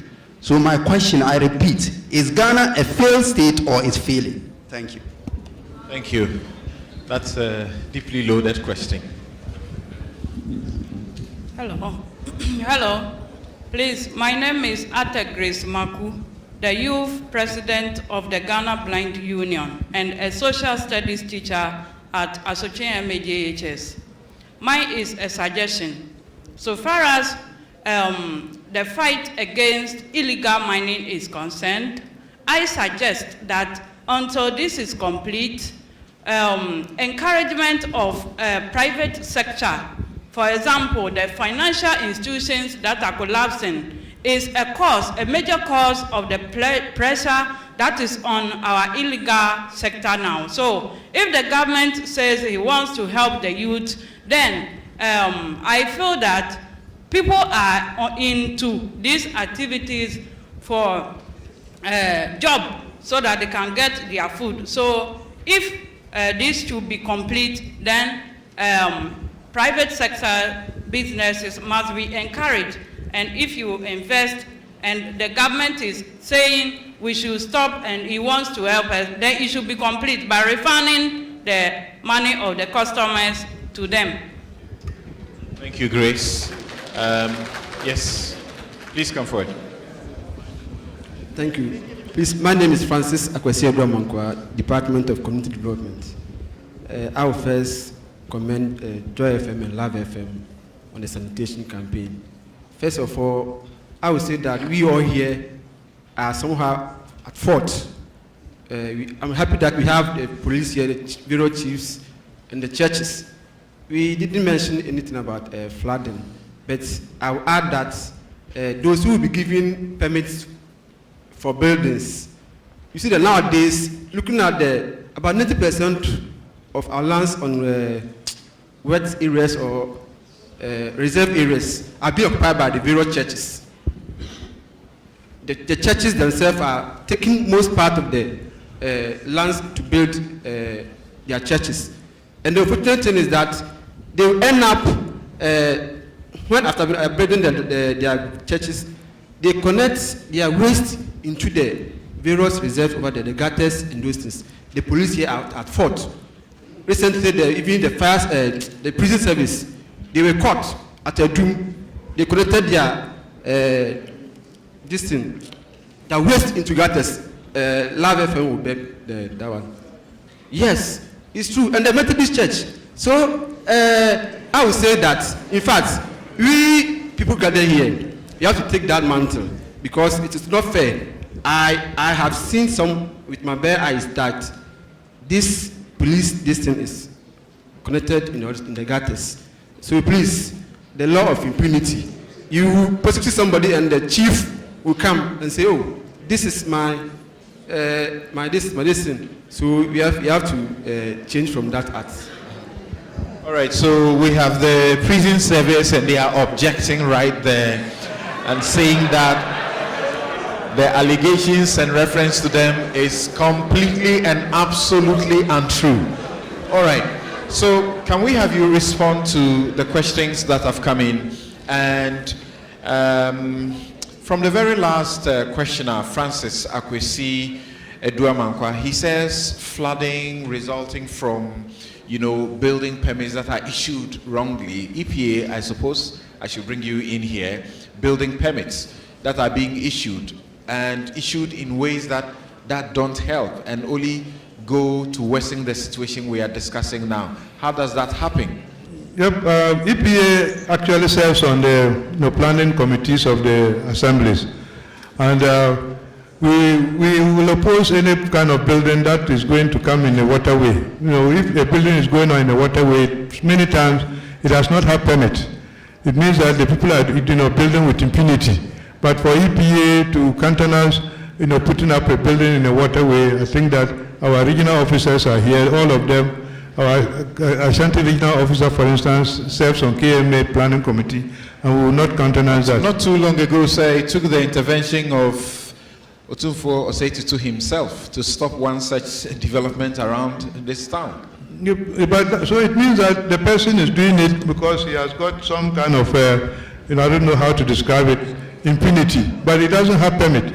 So that's why it took the whole. If people don't have permit and they are building, what happens to them? Yes, they have to be broken down by the what do you call the assembly? They have an enforcement unit who should go there and then demolish it. And that again is something that the assembly has the power to do. Okay. But many of these things, like we said, are being done with impunity, and it's not something that we can put on our hand directly. Okay, thank you. And Mr. Ashigbe, the Grace from the Social Blind Union, she was just making a comment, but in the end she added a questioning that, it's about jobs, that people don't have jobs and therefore they get into Galamsey. Is that justified? Well, I think Grace needs to go back and look at the sequence of things. With Galamsey was a major issue before the bank started failing. So sometimes we are quick to give these things as excuses for what we need to do. Masun Kwanta in the past used to be one of the places that produces the most cocoa in the Ashanti region, I think even nationally. But now we've decided that we'll go to gold because it gives us immediate return. I hear here where he's talking about people having lost their money and all of that, but we need to dissociate them. Otherwise, you'll be prescribing different medications for different diseases. So those are different things that needs to be done. We need to provide jobs for our people. It's a national security issue. And something as Hamatet, I think we should also make this point. Ghana definitely is not a failed state. Ghana has issues, but there's definitely other things that are going right. If we are not too careful and we get caught into the pessimistic thing, then we will not do anything about it. There's so many things going right for Ghana. There's a lot of hope for Ghana. All we need to do is for you and I to decide, because all of us in this room are leaders. We should all decide that we will do the right thing, starting from ourselves. We will hold ourselves accountable first. We would also make sure that we hold other people accountable. Throw away your party card. Take decisions, putting Ghana at the center of it. That is fundamental in what we have to do. But Ghana is definitely not a failed state. Thank you. Neither is Ghana failing. Thank you. So you've just answered Habib Mohammed's question as well, who is the secretary to the Zongo Youth. Let's have Dr. Amia respond to a question from Facebook. The fourth question in the queue was to me. Unfortunately, I'm not supposed to be answering questions, but because it came from a chief, I have no option but to try to answer it. So this is from Facebook, and it's from Nana. Is it Nana Lingo, or what's the name? He's saying that on the question of the rosewood, he doesn't find your answer satisfactory, and because permits were issued, and the people who did the investigation displayed the permits. So what exactly is your excuse? He doesn't understand. Okay, can I respond? Their greatest mistake was that they failed to confer with the head of institution that has the constitutional mandate to manage forest and wildlife resources of this country. If they had conferred with the chief executive, he would have set the record straight. That is why he has come out with the contrary information. And we are still waiting for them. If they still insist on what they said, they should come again. Okay, thank you. Now we're going to have, don't give the mic to anybody yet, we're going to have all of you in a minute and not more than 2 minutes assure all of us what you think, what you are doing, but for Ken Ashigbe, obviously, what he thinks ought to be done so that we avoid the scourge and the doom we're told this situation will bring us if we are not careful. Now, Chief Al-Hassan, I can only say that, yes, we are quick to pass laws, but we are slow to implement them. What you have said is true. Truth is, we have passed laws upon laws. In fact, most of the times, we just go and pick the laws from England, and we come and put Ghana there. If we have to put a name of a community there, we just remove the foreign name and we fix the local name there. We don't change anything about them. So the same laws that are working so effectively elsewhere are the laws we bring here, but because we don't implement it, nothing happens. And you say, the wheels of justice, they say, grind slowly. How can't we fast track it? There's also another, statement to that effect, that justice hurried could be justice buried. Thank you very much. So can we hear you, Dr. Amia? Thank you very much. To begin with, I would say that Forestry Commission is one of the oldest government institutions in this country. It dates back to 1908. And it was not long after it has been established that all the forest reserves that we have were put in place. The fact that these reserves have existed over the years bears ample testimony of the fact that Forestry Commission is on its job. I want to say that the current generation is also equally committed, but there are challenges. We have challenge with insufficient technical staff. We have challenge with logistics. We have challenge with our staff being killed and maimed and brutalized all over. So we want to assure you that once these challenges are addressed and all stakeholders are still prepared to collaborate with us, we'll prosecute our agenda without any blemish. Thank you very much. And let's hear from John before we go to Ken. Yes. Okay, thank you. The EPA, by and large, is an environmental regulatory agency, but we also have responsibility to coordinate the activities of bodies that have, some kind of responsibility on the environment. So we are supposed to coordinate the activities of Forestry Commission and other, including even the district assemblies, and also to collaborate with all these agents, all these various stakeholders to protect and preserve the environment. And so, going forward, we are trying to strengthen our, coordinating role, make sure that all bodies that have something to do on the environment, they do their work well by getting what we call an intersectoral network department, to ensure this collaboration is very effective. And we also have challenges with staffing, which we are working on, with government to try to improve upon. As I speak, the total number of staff of EPA throughout the whole country is 398, and only 181 of those are the technical staff. But we are working to get approval to include so that we can have more people in the field, to monitor and ensure that, permits that we issue, those who operate, comply with the conditions of our permit. Thank you. Thank you very much. Mr. Kenashigbe, what should they be doing? What should we also be doing? Well, I think that definitely we all have roles to play, but leadership has to take charge and ensure that we now still need to start thinking. If outside the box is already full, we need to be very innovative, because we hear all of them talk about the challenges they have, the lack of people they have. So it's time that we need to use a lot of technology also in the things that we do. But most importantly today, it should be a lot of transparency in what happens. I'm not too sure any of us here know that there's this forest that reserve that permission has been given for people to mine.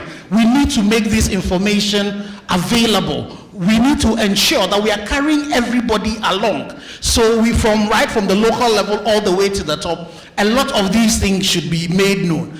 It's important that if you come to the Galamsey fight, the statutory and the constitutionally mandated bodies like the Environmental Protection Agency, the Forestry Commission, Minerals Commission should rather be empowered and strengthened. And I would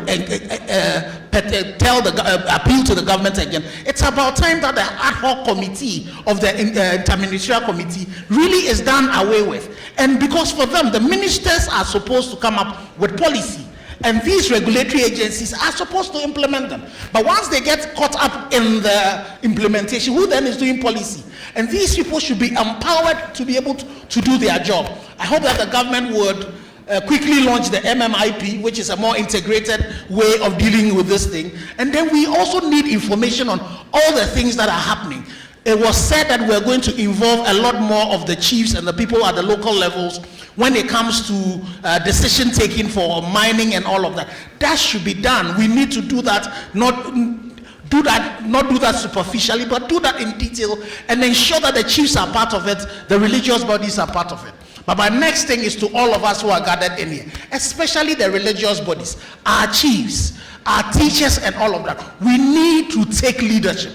We have surrendered leadership to only the politicians. The politicians are just a subset of leadership. We need to take leadership and decide that we will do the right thing. I was happy when the procurement organization decided to hold one of their own. We should get to a point where these professional bodies start holding their own together for infractions that they do. So if you're an engineer, if you're an environmental person, the various associations, it's our people who have gone to school who are in this place. My grandmother used to tell me that it is when we the educated started coming into chieftaincy that we decided to have problems in here.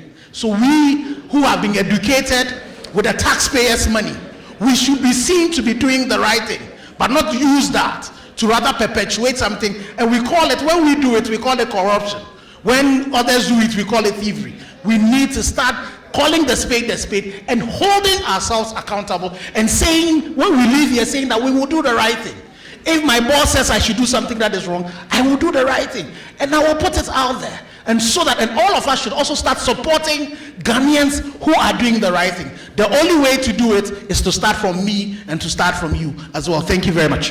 Thank you very much. Thank you very much. Please keep clapping for them. Keep the applause for them, please. Keep the applause for them. Keep the applause for them. And of course, for yourselves. Thank you very much. So you have been listening to Mr. John A. Puaman. He is the acting executive director of the EPA, and in the middle is Mr. Ken Ashigbe, Chief Executive Officer of the Telecoms Chamber and convener for the Media Coalition Against Galamsey. Also at the extreme is Dr. Kwache Amiao. He's Technical Advisor, Forestry Commission. I have been your moderator, Samson Ladi Anyanini, and I have my foot on something that I don't really like. And I was complaining earlier, in front of Parliament, they used to have lawns. They decided to do away with them, and they have put this artificial thing there. That's the environment being destroyed. Thank you very much. John, I'm done. Thank you very much. I think we can do it better for them. Don't worry, afterwards there will be no collections to be made, so you can do it better. Okay, thank you, our moderator and our panelists. At this stage, we would pick closing remarks from the Deputy Chairman of the NCC in charge of operations, Mr. Samuel Ekweamwa. Thank you, John. And let me stand on the protocols established by my boss to say that we have had a very healthy conversation over here. And for me, one common thing that, or one lesson that had come clear to my mind sitting through this conversation is about the erosion of our values. As a people, our values are getting eroded.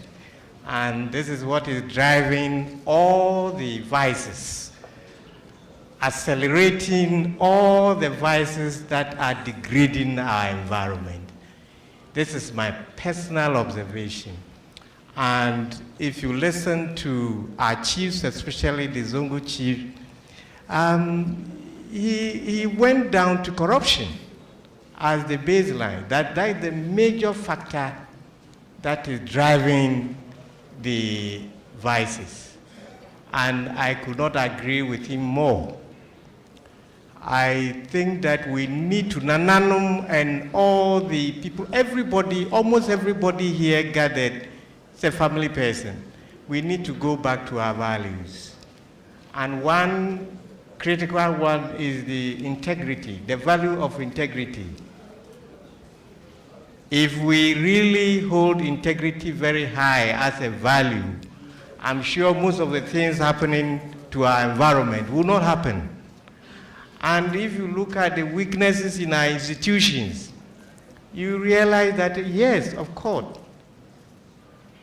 power gets corrupt when the absolute one corrupts absolutely. And when the fish is to rot properly, it begins from where? The head. And if you look at our Constitution, Chapter 1, Article 1, where does sovereignty reside? It resides in us. And we have given what? We have given what? That power to who? A set of people to do what? To govern, to oversee our welfare, to promote our welfare. But we do that, and beyond the elections, we go to bed. We don't hold anybody accountable. And everybody will run their own show. And that is why the environment is failing. And that is why we see the little kids by the roadside doing their own thing in the black polythene bags.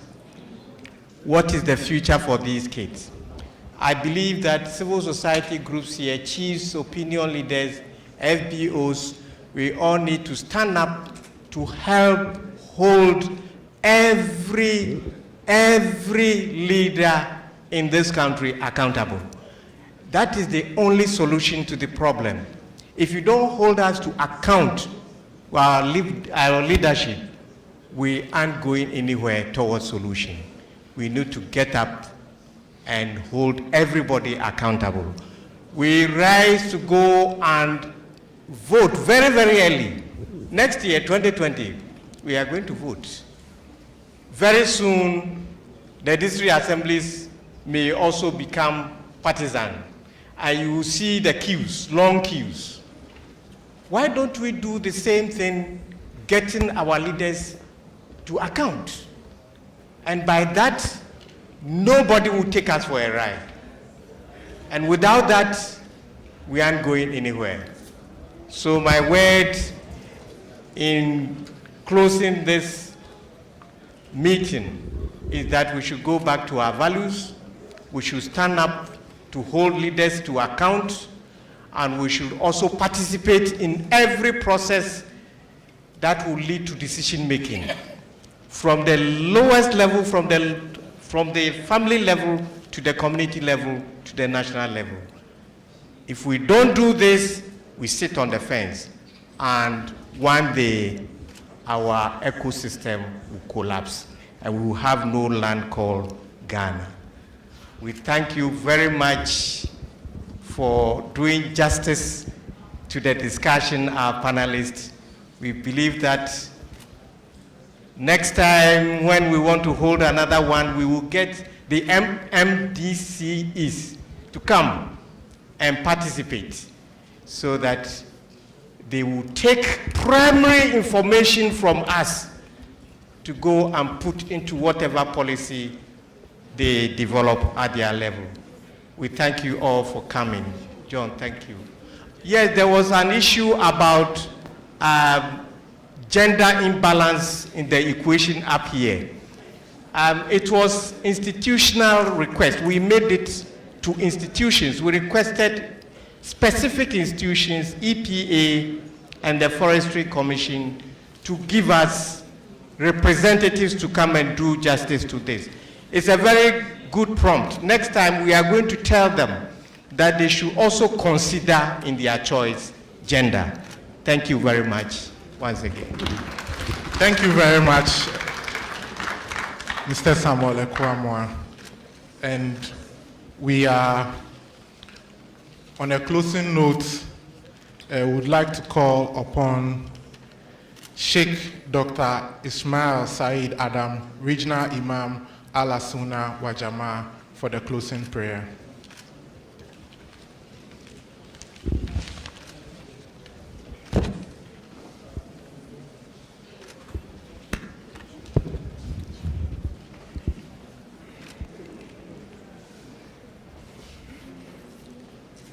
Alhamdulillah, our chairperson, local authorities, national, and our sponsors here, I want to tell you that is the time for us to commit ourselves and humble ourselves to Almighty Allah. It's said that it's easier said than done. If you already said it, all of us hear it. Our facilitators, may God help them and add them wisdom. Participated. We, as a participated, we thank Allah for being here today. And we know that Ghana, we have people to stand for Ghana. May Allah help us. So commit yourself to Almighty Allah. My dear brothers, as we all here, we are now left our responsibilities aside. We always talk about right, but we forget about responsibility. And one wing cannot fly. Responsibilities, the right, then we go for it. So may Allah make it courageous, give it courage, make it fearless. ربنا آتنا في الدنيا حسنة وفي الآخرة حسنة وقنا عذاب النار. ربنا آتنا في الدنيا حسنة وفي الآخرة حسنة وقنا عذاب النار. ربنا آتنا في الدنيا حسنة وفي الآخرة حسنة وقنا عذاب النار. سبحان ربك رب العزة عما يصفون والسلام على المرسلين والحمد لله رب العالمين. آمين. Thank you very much. we are close for the dialogue. I would like to inform you of the NCC social media handles so that you could go there and follow the NCCE. On Facebook, it is NCCEGH. Facebook is NCCEGH. Please like our page and follow our page. We have a lot of civic education which goes on there. On Instagram, it's NCCEGH1. On Instagram, it's NCCEGH1. And on YouTube, it's NCCEGH. We are very grateful for you being here. The program was live streamed on our Facebook page, and you could go there and still watch the program. Thank you very much.